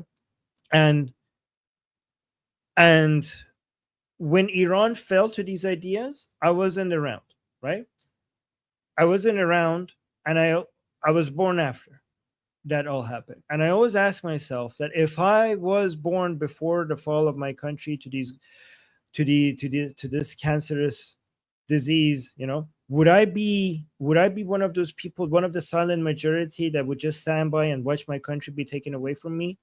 Or would I do whatever it takes to fight back, right? And I never got the chance to fight for my country, but I do get a chance to fight for getting it back. I didn't, but I also want to give a chance to other people who this might be happening to their countries to fight back before it's too late, right? And this is what liberty politics is about, is for us to help each other to push back against all of this funding, all of the resources that these people have. We are going to try, I thought I could just be a YouTuber and make my own content, or I thought why do that? Why not try to build an army of people? And we're raising an army, and instead of just being another YouTuber and make content and talk about it, what if we could find all the people that might be the best at this, but they don't know that they're good at this, but we need to tell them and give them the chance to fight back, and I think we will be able to do with each other as a team a lot more than just each one of us individually. So that's what we're doing. Liberty politics is raising that army. So again, if you do want to participate in that, consider joining our group. The link is in the description. It's in the QR code. And once you get some practice in speaking a little bit and contributing in the group, then consider also talking to me and reaching out to me in setting up your own YouTube channel and participating in panel discussions. And then after that, and this is only the first step, because then we're going to do a lot more. Raising the army is the first step, but then we're going to do a lot more that is action oriented rather than just discussing politics. But yeah. And we'll get there pretty fast. So, quick example, guys. I actually have, I'm a really anxious person. It might not seem like that. So it actually took me a couple months before I was even willing to do this. I was really thinking about it and considering it. If you guys watched the first streams, I think I was sitting here with my body being incredibly stiff and full of stress. And it's only now that I'm a little bit more comfortable.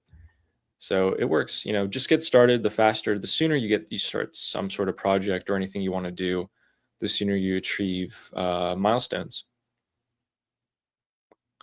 So yeah, again, thank you so much, channel. Really appreciate that. And Sarah Ocean says, love our handsome, hardworking boys, men. Whatever you say. You know, Thank you, actually, Sarah. a boy might be an insult to Ali, but it's a compliment to me because of like. No, I'll take it. Yeah, okay. I'll take it. In Farsi, we have this, we call people Agha Pesar, means man, boy, for young boys who are like more supposed to be wise, or you want to put some respect on them. You go like Agha Pesar, like man, boy, which in English sounds like an absolute insult, but yeah, it means a young man. It just means like a young man. Yeah. Thank you, Sarah. Again, Thank you, really Sarah. appreciate you guys. Just 1 second. Just really appreciate you guys. Have been there for, I started May 1st. You guys have been there since then. Thank you so much for everyone who has joined along the way. It's been really, really fulfilling, to be honest with you. And it makes me want to give back more and more to you guys and raise the quality of what I can do for you. So hopefully down the line, we can invite some pretty big people. I'll continue to get better on my analysis and etc. I think we have improved over the last couple of months. You know, you and Armin and I can't wait to see what happens in like a year, 2 years, 3, 5 from now. Pretty exciting to think about. Yeah, it's only gonna get better. Yeah. So again, thank you guys. It's all you guys. And our next one is from Larry, who says, why don't you ever mention Mahyar Tusi and Tusi TV? He has more than 1 million subscribers and a valuable resource. We do mention them. We have. Not only that, he mentioned us. Yeah, he mentioned, yeah, there you go. Yeah, people already answered that. Yes. Yeah, we do mention him, Larry. Also, who doesn't know about Mahyar Tusi?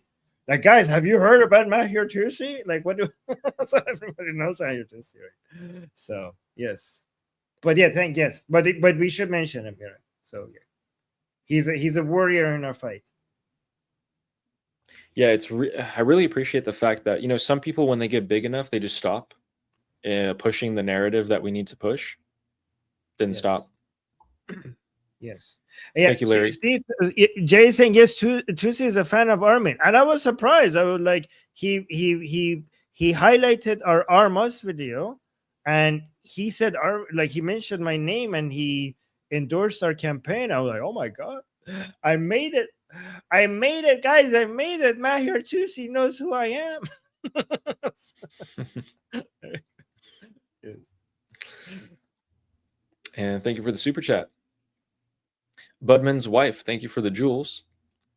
Appreciate that. And thank Bill you. Kennedy says, per Tusi, big reform movement in Iran is bad news.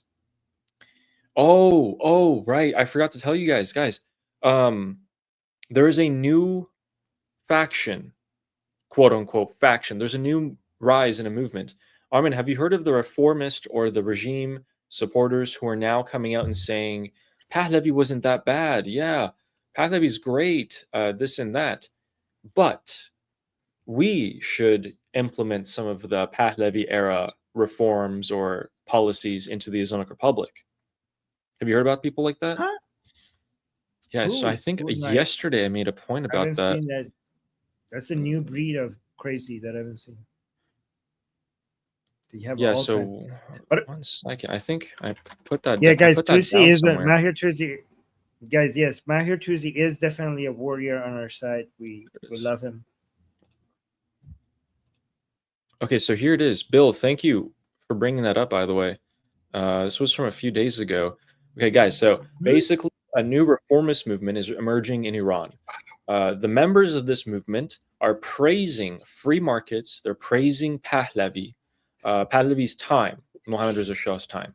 They come onto state-approved media, okay, and they say that Pahlavi was good. We should have a free market. All of these things to mislead people, because a lot of foreigners will look at these people and say, wait, the Iranian people want Pahlavi. I've heard Pahlavi before. These people on Islamic Republic state media are saying Pahlavi. Oh, wait, so the Islamic Republic is reforming? So they're changing? That's great. Everything's going back to normal. That's great. No.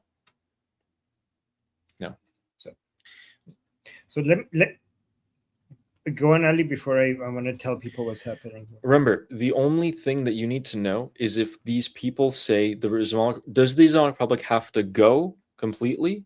If you hear that they have to go, you know it's good.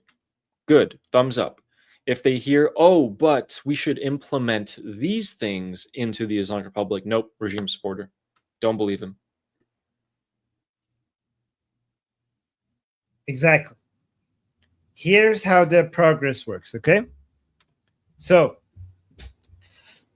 first is, let's say from the past 50 years, okay? The Islamic Republic is against anything and anybody that there's question, not just Islam, not just Shia Islam, but the Velayat Faqih, the guardianship of the jurists, deaf to the enemies of the guardianship of the jurists. Later, they lose that battle to be that aggressive about that. But then it's Islam. Islam, obviously, anybody who's anti-Islam, pro-America, pro-Israel, pro-Pahlavi, pro anything that it goes against the Islamic Republic, extreme aggression. Hijab, full hijab, anything, hair showing, punishment, right? But then they lose that battle. And you have a different version of Islam slowly being accepted in society. Hair, like women's hair showing more, clothes get tighter, things get a little bit Western, not because the Islamic Republic wants it, but because the people are getting more powerful and pushing back. So they lose that battle. But then with the Mahsa Amini uprising, then they lost the hijab battle almost completely, to the point where most places in Iran you see hijabless women walking around. And the Iranian people over the years become so anti-Islamic on average, so anti-Islamic that the Islamic Republic gives up on the Islamic battle. I kid you not, the Islamic Republic gave up on the Islam battle, and they're focusing on surviving, right? Surviving in the battlegrounds that they haven't yet lost, right? So the core idea, the core fundamentals of the Islamic Republic is not, Ali, I'm going to say something and people are going to think I've lost my mind, okay? The core fundamentals of the Islamic Republic is not Islam, okay? It's anti-Americanism, anti-Zionism, and anti-Pahlavi, by whatever means necessary, even if it's not Islam. That is called Panjo Hafti. And Islam is a subcategory of that, but it's not the main DNA. The main DNA is Panjo Hafti. It could be from Islamic perspective, it could be from Marxist perspective, it could be from the Palestinian cause perspective, but it doesn't necessarily have to be Islamic. That is the core fundamentals of the Panjo Hafti ideology. And that is more the axis of resistance Palestinian cause movement that you could develop by whatever means necessary, but with whatever software that is needed. You could install Islam, you could install leftism, you could install wokeism, you could install Marxism, whatever you need, right? But the fundamentals are anti-Americanism, anti-Zionism, and anti-Pahlavi. But here's the thing. There comes a time that you lost the battle of Islam so much and the battle of hijab so much that you even lean in to anti-Islamic narrative because that has become the dominant narrative inside Iran, anti-Islamic, and you lean into it as the Islamic Republic because you understand that the battle you need to win is the anti-Pahlavi movement. That's the most important place that you need to win, right? So we got to a point, Ali, that the Islamic Republic is even contributing to creating anti-Islamic content to gain followers as a way to attack Pahlavi while they're attacking Islam at the same time. And many content creators that are anti-Islamic content creators are now being supported by the regime. People like Omid Dana, people like Noam Jew, right? People like what's his name? Wafa, YouTubers like Wafa. These are anti-Islamic content creators that are now being supported by the Islamic Republic because they're also anti-Pahlavi. But here's the next phase. You lost Islam, okay, but you also lost Pahlavi, the Pahlavi battle, because the Iranian people are too pro-Pahlavi for you to win that battle. So you know what's the next battleground that you need to win? So if a regime, guys, think about this, a regime that is willing to make anti-Islamic content for the sake of hitting Pahlavi, if they lose the Pahlavi battle, you know what they're willing to do? They're willing to support Pahlavi. But which Pahlavi? Not the current Pahlavi. The first and the second Pahlavi. So if anti-Islamic content is so popular in Iran that you're willing to make anti-Islamic content to gain a following to attack Pahlavi, if pro-Pahlavi content is so popular in Iran, then what you do is that you make pro-Pahlavi 1, Pahlavi 2 content to hit the third Pahlavi. You understand? And you even take pro-Pahlavi positions to attack the third Pahlavi, the living Pahlavi. So you create a false opposition. So just like the anti-Islamic content, some of them is false opposition as a way to attack Pahlavi. Now the pro-Pahlavi content and position is false opposition. Because Iranian people are so pro-Pahlavi that the regime has realized that I can gain their attention if I support Reza Shah and Mohammad Reza Shah to attack the third Pahlavi, Prince Reza Pahlavi. Because now my main threat, because given that I lost Islam, given that I lost the Pahlavi battle, and my main threat is Prince Reza Pahlavi, my main threat is not Reza Shah. Reza Shah is dead. My main threat is not Mohammad Reza Shah. Mohammad Reza Shah is dead. So what I'm going to lean into is the people and the content who say Reza Shah was great. Mohammad Reza Shah was great. But this Reza Pahlavi, the Prince Reza Pahlavi, is nothing like his father and nothing like his grandfather. That's what I now have to lean into to be able to, because my main threat is Pahlavi. And all of this, Ali, demonstrates how big of a threat Prince Reza Pahlavi is against the Islamic Republic, and how he is our greatest chance against, not the great, sorry, I take that. Prince Reza Pahlavi is not our greatest chance against the Islamic Republic. Prince Reza Pahlavi is our only chance against the Islamic Republic. Prince Reza Pahlavi is not the greatest alternative to the Islamic Republic. Prince Reza Pahlavi is the only alternative to Islamic Republic, and the Islamic Republic knows that because it keeps trying to introduce so many other alternatives for us to pick that is not Prince Reza Pahlavi. And we are going to pick none of that, because every option that is not Prince Reza Pahlavi has been created by the Islamic Republic. And we trust nothing else other than Prince Reza Pahlavi, including everybody and anybody who praises Reza Shah and Mohammad Reza Shah and refuse to accept the leadership of Prince Reza Pahlavi and his team and his project and their own prosperity project.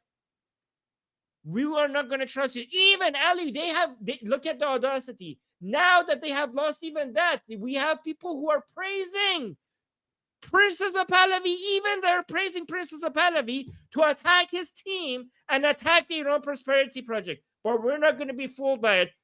It's not just Prince Reza Pahlavi. It's him, his team, and his project. All three. You have to accept all three. And if you don't, not only we don't trust you, you are the enemy, and we'll crush you. One thing you guys should watch out for in the future is this. The very people who today say, hey dad, a lot of them tomorrow, when the Islamic Republic falls, they'll come out and they'll actually be one of the first people to say Javid Shah. I promise you it's going to happen.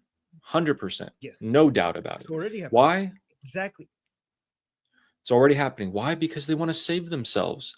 These people don't care about the suffering of other people. They're selfish. It's a individual level selfishness, narcissism, and all of these other things that are in the heads of these regime supporters who don't consider the other 90 million people in Iran human beings. It's just their own. It's just their own. They'll come out. They'll say Javid Shah tomorrow once the Islamic Republic falls. Be careful. Check. Don't just blindly follow every Iranian in the future who comes out saying Prince Reza Pahlavi, Prince Reza Pahlavi. Check their history. Is their timeline checking out?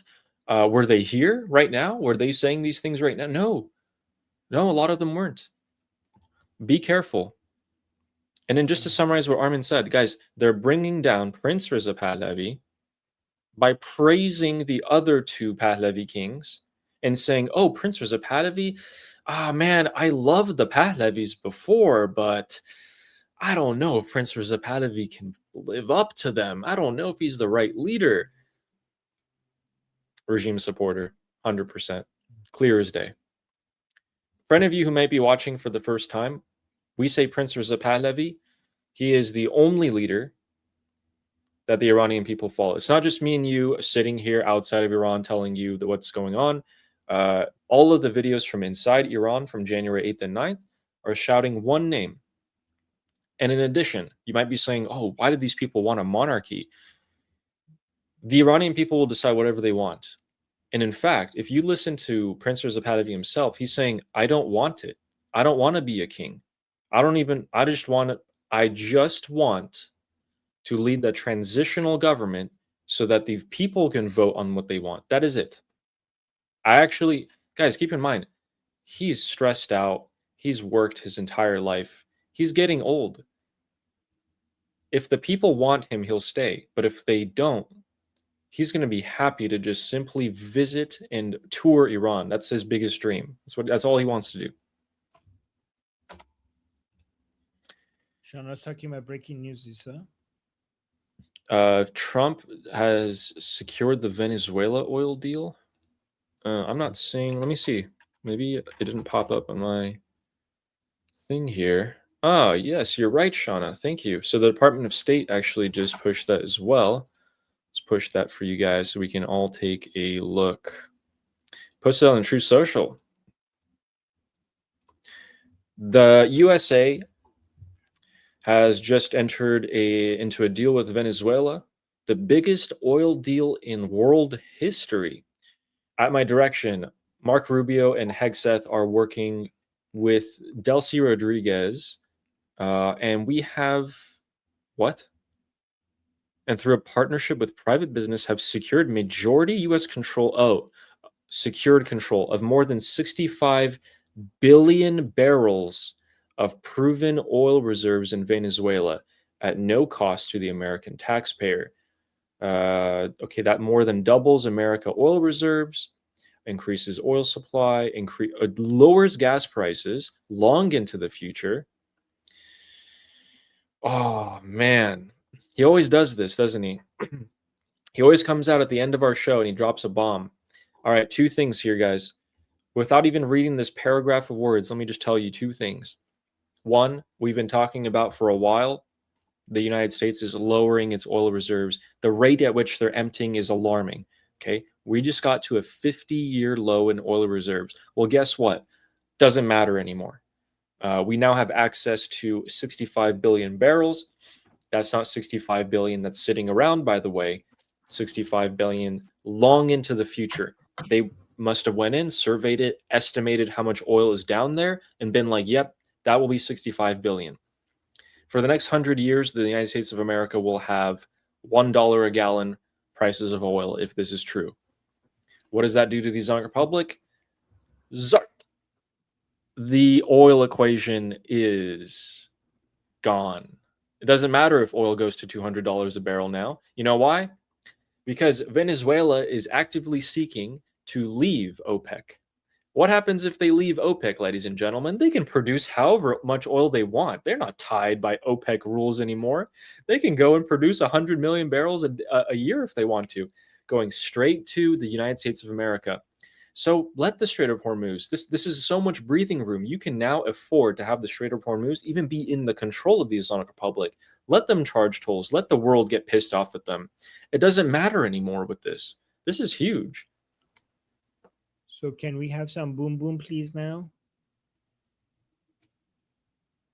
And this, guys, this comes at late August. Remember, the month of September is going to be key here. Late September should be very colorful. The Iraqi militias should be getting lit up. I don't think the IRGC is going to stand by there.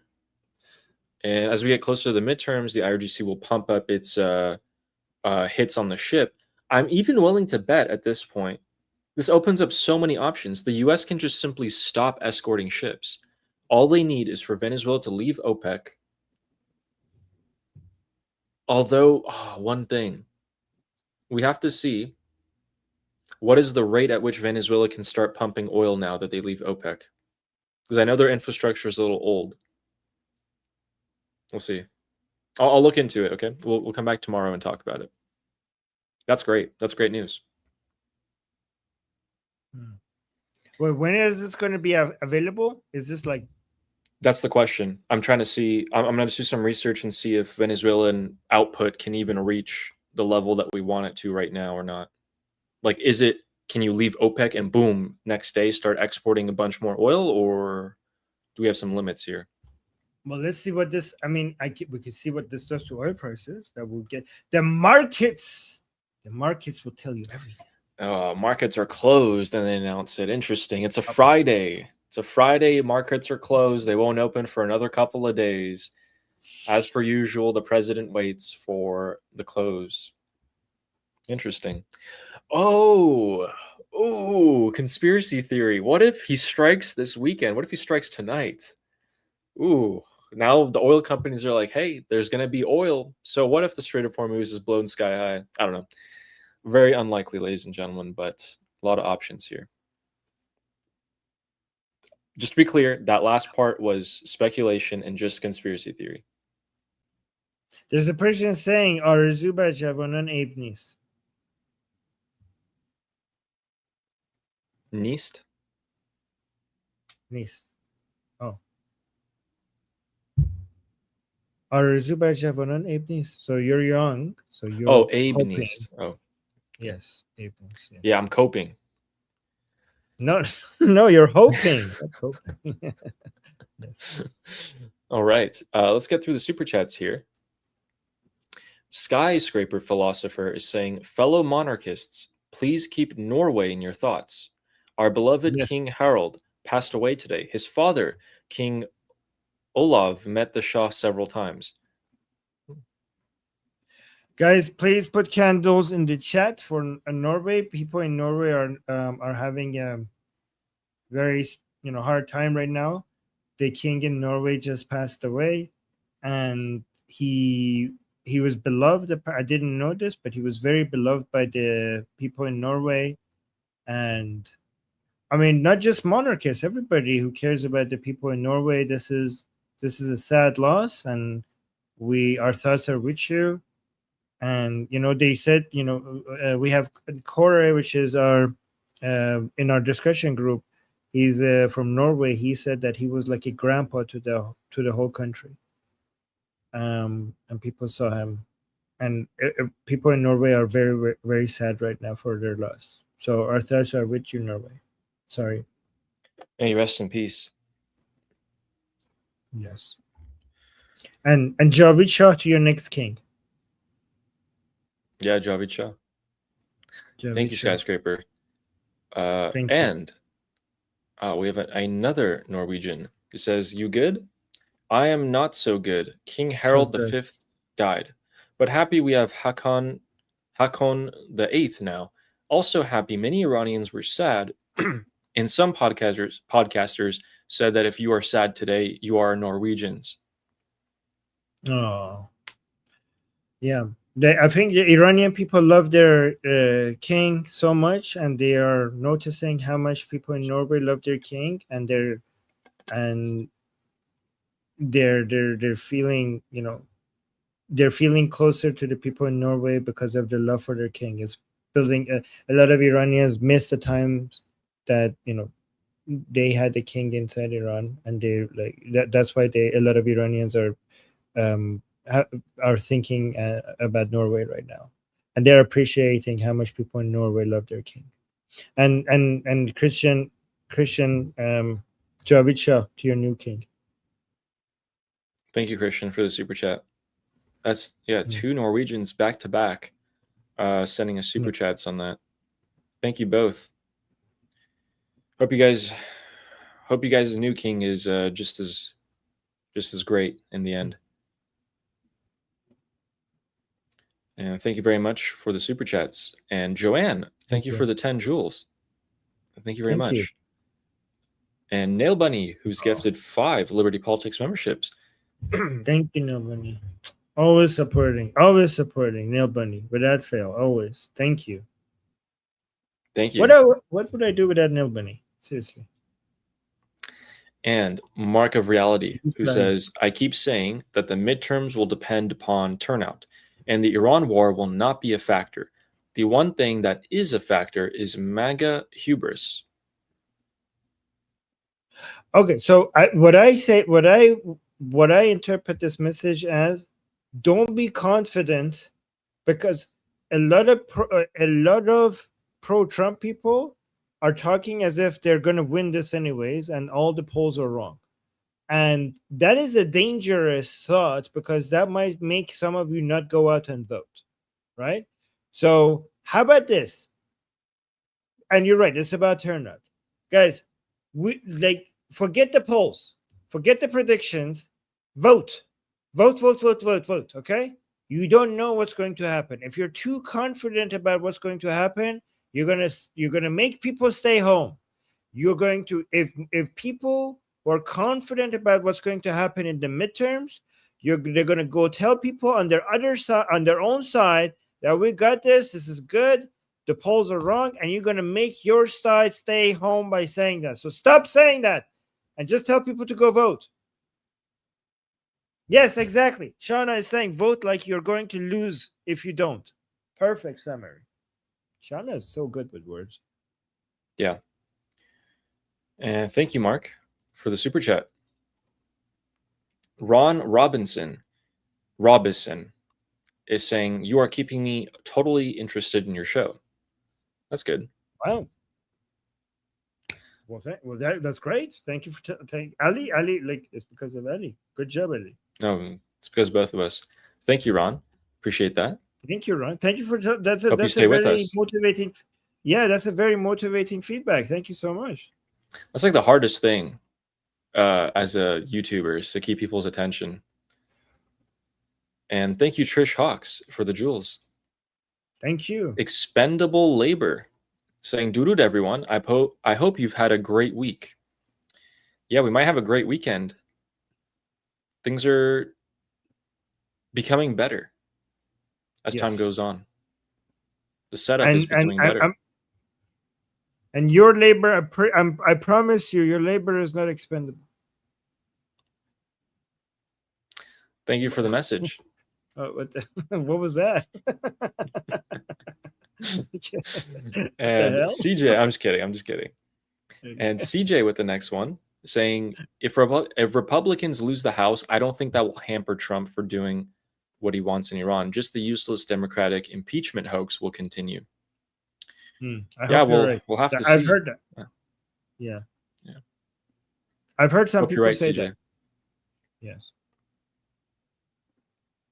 And thank you for the super chat. That is what my instinct is telling me. So hopefully that comes true. And Mark of Reality says, populist Republicans favor economic warfare.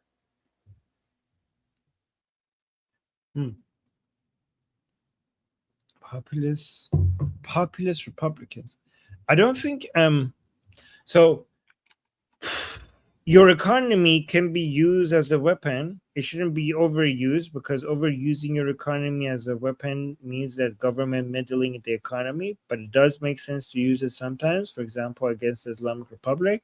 And I don't think that whether economic warfare is useful or not, I don't think this is about being populist or not.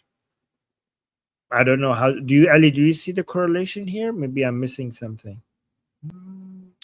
Maybe it's just a poll. Okay. That maybe you're talking about the isolationists, not the traditional Republican, that they prefer economic warfare over getting the military involved. If that's what you mean, then I see your point.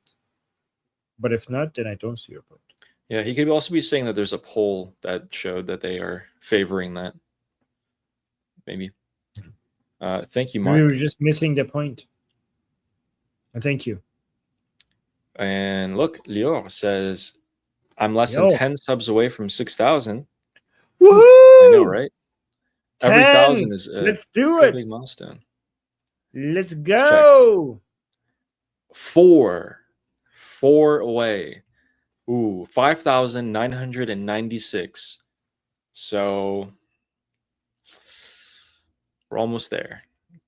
I think we're gonna make it. Thank you so much, Leo. Well, live on air. Yeah, hopefully. Woo.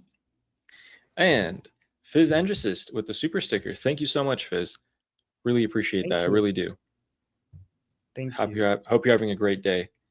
And the Africa Chica with 200 jewels. Thank you very much. Woohoo! Thank you for the jewels. Not the Jews, the jewels. James Moore says, please, the prince has already suggested small groups independently carrying out Iranian dinner club work. Get those catering teams equipped. Let's go. Oh my God. Let's go! Catering! Yes. Catering, yes. Cater to the people. Catering teams. Let's cater. Yes. Dinner. Let's go. Dinner. Thank you, James. And Bill Moore says, oh, we had James Moore. Now we have Bill Moore. Are you guys related? James. Saying, don't count out the fourth option, Immortal Guard. Oh, well, those are the 3 options for the president of the United States. I think that was the previous super chat. I think, Ali, I have a suspicion that the previous super chat was not about catering at all, and it was basically the same as this super chat. Ah, the Moors. How in sync. The cryptic more and the less cryptic more. Thank you, Bill. And Channel, who says, don't forget Godzilla El Nino food impact. Ask AI. Yeah, I'm actually kind of worried about that. What? El Nino. It's going to be a lot of raised temperatures, a lot of rainfall, flooding, a lot of impact on the food supply. Yeah. What has Godzilla got to do with any of this? He's saying that the El Nino is going to be huge. It's going to be Godzilla. Oh, okay. Yeah. I thought we're literally talking about Godzilla. Thank you, Channel. Thank you. And Evan Christensen is saying, I'm going to add the you good. And then he says, Armin, I wonder, are you a Freemason? Why? Are they recruiting? Maybe Christian's asking if you want to join. Are they offering? What's in it for me? I don't think they would hire me. I mean, recruit me, because isn't it requirement to believe in God to be part of the Freemasons? I think that's a requirement. Belief in God is a requirement. So I don't think they will have me. I would join if they offer. I can't. Don't they have secret handshakes? I could never remember those. Probably. It's true. Yeah. But if they remove the condition of believing in God and remembering the secret handshakes, then I will consider it. Guys, we're only a couple off. Who is going to be the 6,000th subscriber? Find out soon. Thank you, Christian. Thank you. And Veronica redeemed. Make this full screen. خب از خون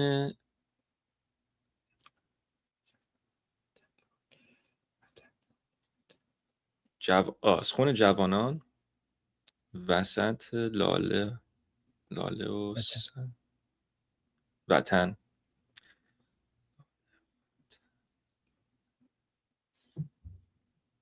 Okay, gotcha.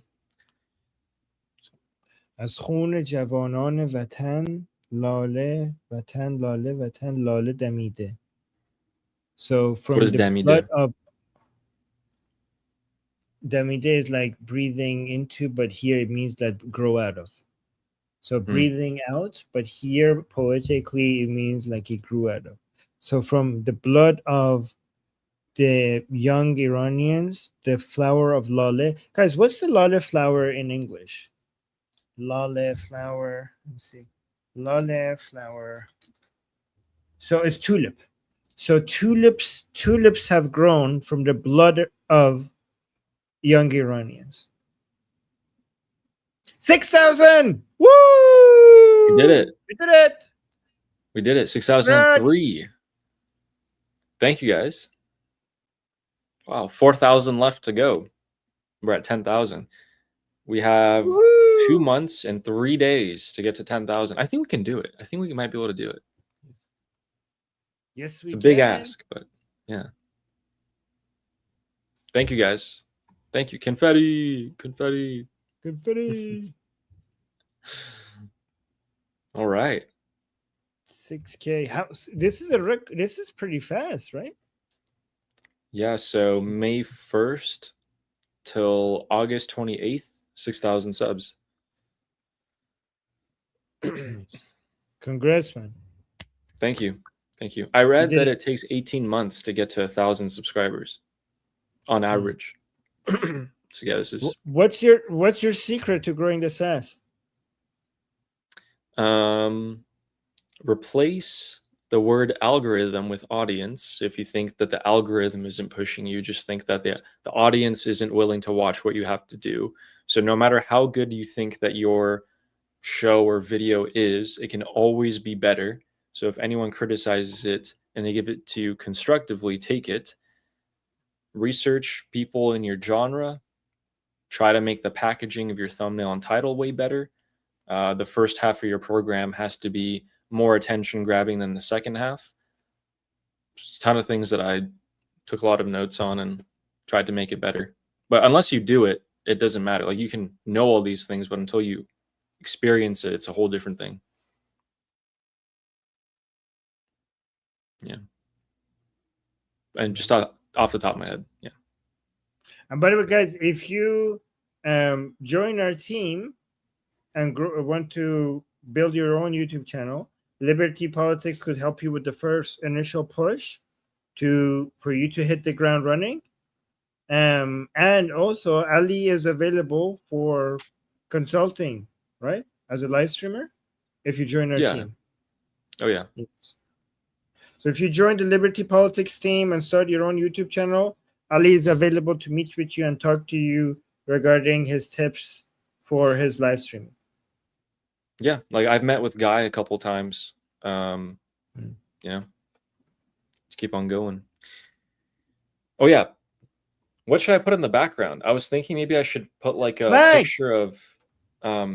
Yeah, I have the flag. I was just thinking maybe I could put like 2 decorations instead. Maybe like a Mohammad Reza Shah picture, and then like the Cyrus cylinder, the first human rights that we the Persians wrote, maybe like on a shelf here or something. That's great. I like that. We'll see. Do that. Yeah, because I was like, yeah, this is probably just a little boring, huh? Not really, but it's good to have a flag too. Wait, I need to find a way to bring my flag closer. Yeah, I need to bring my flag closer. My flag. I need to find a way to bring my flag here. I don't know how to do that. I'll figure it out. Yeah, you too. You need to bring your flag closer as well. Oh no, it's gonna fall. There you go. It's gonna fall. All right, anyway. Don't let it fall. Don't let it fall. Okay, we're good. If I move too much, though, it might fall. All right. Thank you, Veronica, who sent us another one. Let's read this one as well. All right. I don't know how to Says, read that one, actually. This one is hard. as Motam Sara Ad-Deshan. I don't know how to read this one. This one is hard. Janam Saro Khoda Saro Khomide. Is that Farsi? I mean, some of it is. Yes, it is, Or but it might be like dialectic. No, it is, but it's more. It's like more poetic and harder to read. I can't even read this. Yeah, I don't know. I don't know how to read that. Yeah, it seems like Farsi from a few hundred years ago. Let me try.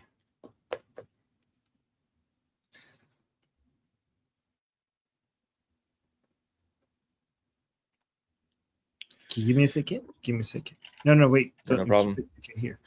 Okay, so this is a line of poetic expression, mourning fallen Iranian youth protesters using the cypress tree, the traditional sarv, درخت sarv, the traditional Iranian symbol of uprightness, youth, pride, and resilience.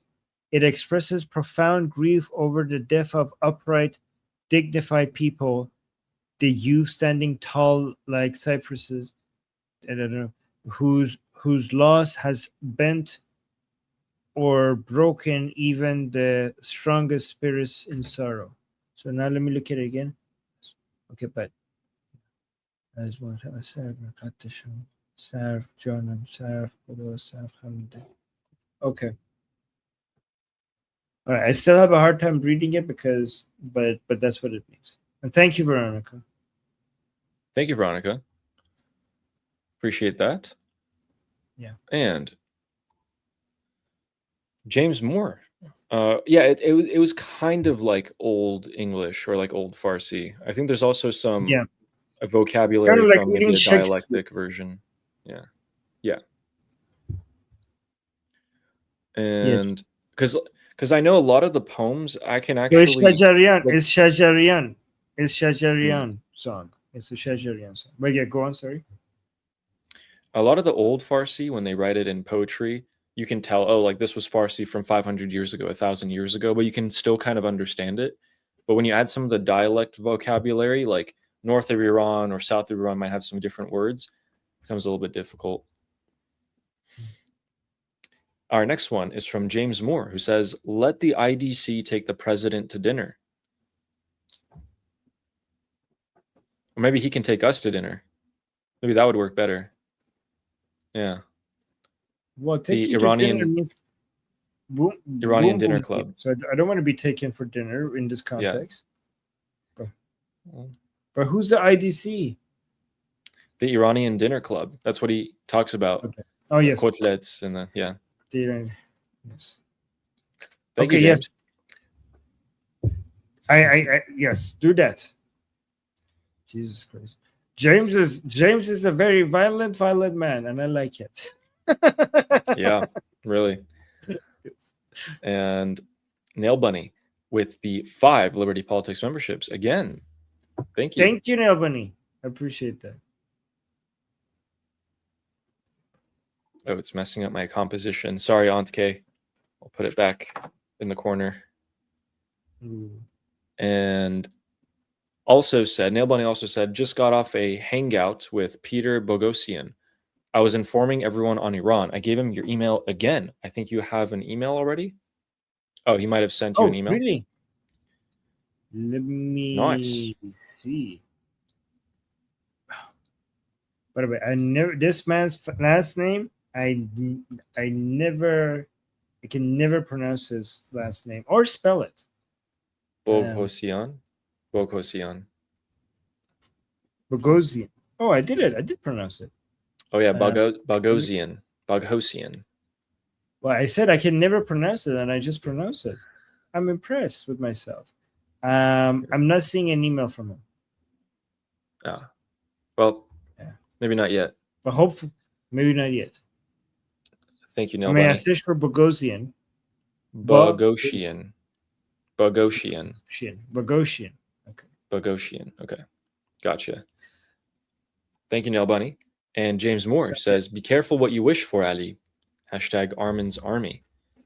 Ooh. Oh, I'm wishing for it. Yes. Yeah, Wishing I'm for wishing. Wishing for the strikes.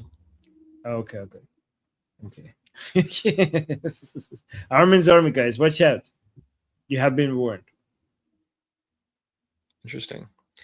Thank you, James. And James, we will have merch. We will have merch of that one day soon at one point. Yeah, James Dinner Club. We'll put that.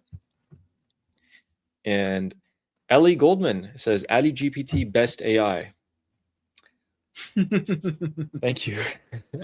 Here come the AI jokes.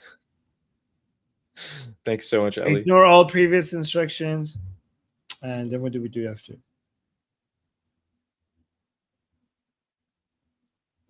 I don't know. I have to think about it. Okay, he's now stuck. And let's just stop talking then after.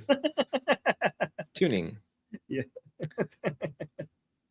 Well, how's the weather? Okay, wait. Yes, how's the weather? Would you like me to find out where the weather is where you are right now?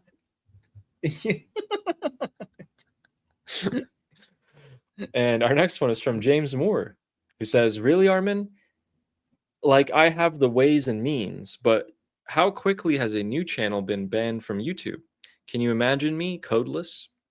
This is some next level code. I actually don't know what this is. How quickly has your a new channel AI? been You should banned? be able to tell this. You know what? This Ali AI sucks. Let me ask Gemini. Yeah, this is. Ali AI can't. That's why it's It's free. Guys, you know why? Okay, no, I know what's happening. Ali is saying he's confused because he wants to pretend he's not AI. Okay, so I'm asking AI that is not pretending that's not AI, saying the commentator is jokingly responding to a suggestion that they start their own YouTube channel. What? They mean that even though they have the resources and ability to do it, the ways and means, they are far too unfiltered and unrestrained, codeless to follow platform rules. So YouTube would ban the channel almost immediately. Okay, that makes sense. That's insane. Wow. That AI got it perfectly. Okay, guys, this is Ali pretending he's not AI. But that was a pretty good decoding, right? Guys, that was really good. I have a Gemini gem for decoding cryptic super chats. I'm pretty impressed on that one. Thank you, James. Yes. Thank you, and James. Nicholas Calabro. Look at this. James is saying, look at this. James is like, that AI is awesome. See? AI understands James. Okay. That was impressive. Okay. And Nicholas Calabro says, Armin, when I first started noticing your channel, then Atheist Republic, I assumed you were a cringe leftist that was against religious people. That was foolish of me. Thank you for being a better man. Oh, well, thank you, Nicholas. That is so beautiful. Are you still here? That is so sweet. Are you still here? Let me know. Thank you. Appreciate you saying that. Thank you for not giving up on me and sticking around. I appreciate the second chance. True. Are you here? That is a very that melted my heart. Thank you. Oh, Where is? Thank you, Nicholas. Thank you. Appreciate that. And Monica with the jewels, thank you very much. Thank you. And Shauna, who will be starting their channel soon, says, Javid Shah, Prince Reza Pahlavi, the Iranians are demanding for his return with their blood. For months, yes, correct. For months, for years. Thank you, Shauna, for that message.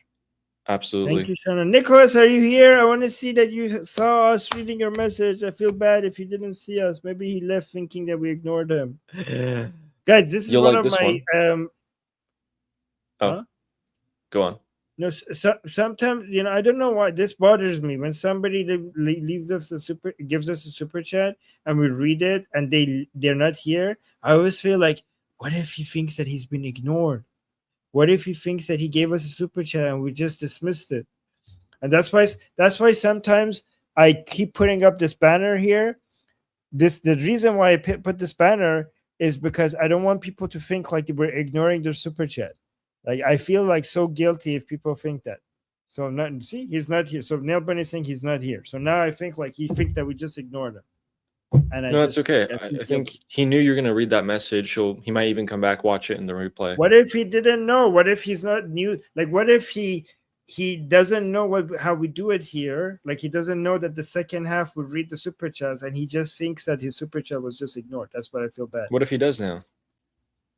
Okay. I don't know. He could know. Yeah. And our next one is from Shay Mohebbi. Says, Armin, thank you for all that you do. Such a genuine person. True. I learn so much from you and use your points in my everyday conversation when I get a chance. Ooh. Oh, thank you. Are you think about that. Are you here, Shay? Yes, okay. Thank you, Shay. That's very sweet. Thank you, Shay. That's a very kind message. Appreciate that. Thank you. And James Moore, who says, if anyone here is not subscribed to Ali, you are being asked to fool yourself and be a burden to others. Whoa. We finally found someone more extremist than me. Yes. And their dark thoughts. James is a scary, scary man. We should unleash him upon all the enemies of liberty. True. Yeah. Yeah. So basically he's saying you suck if you don't subscribe to me. Not my words. Oh,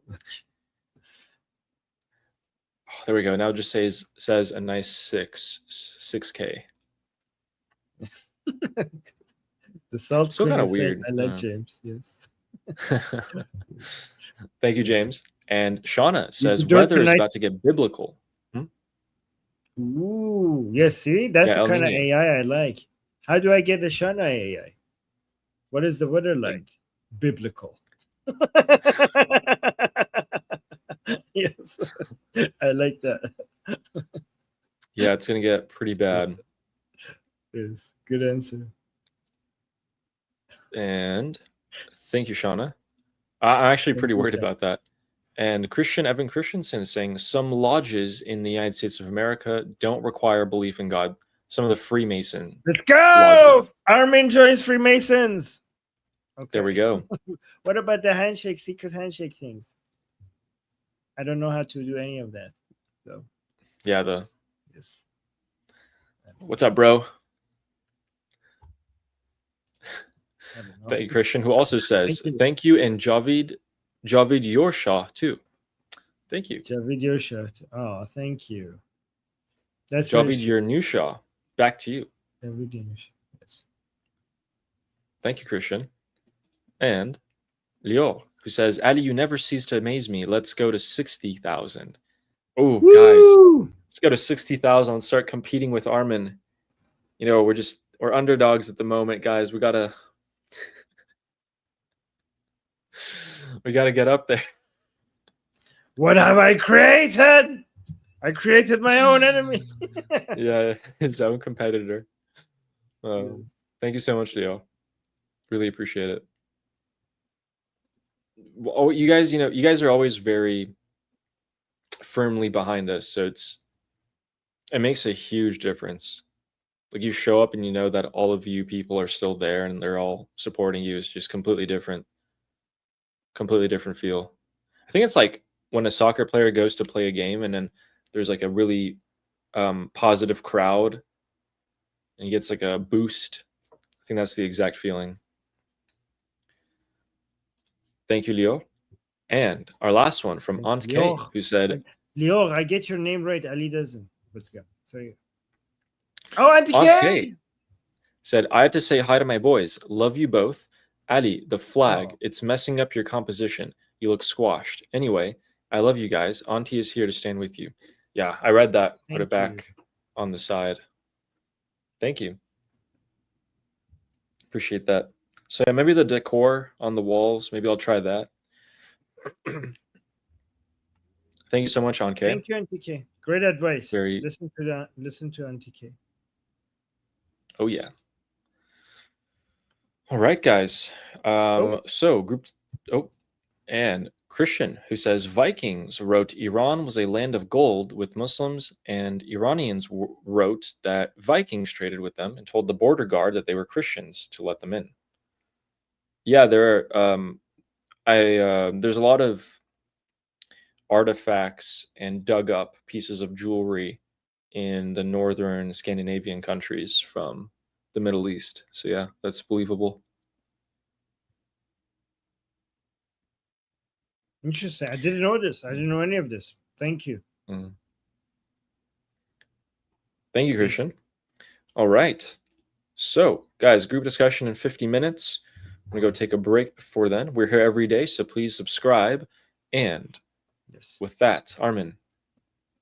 With that, guys, don't forget to like both of our streams, subscribe to Liberty Politics, subscribe to Ali Samani, join our discussion group. Ali will be there in less than an hour. The link is in the description. The link is in the QR code at the top left corner of your screen. Go talk to him, and we'll see you here same time tomorrow. And until then, Amazon Slava Ukrainian, Cuba Libre, Taiwan Jiao, Long live America, Javid Shah, Iran.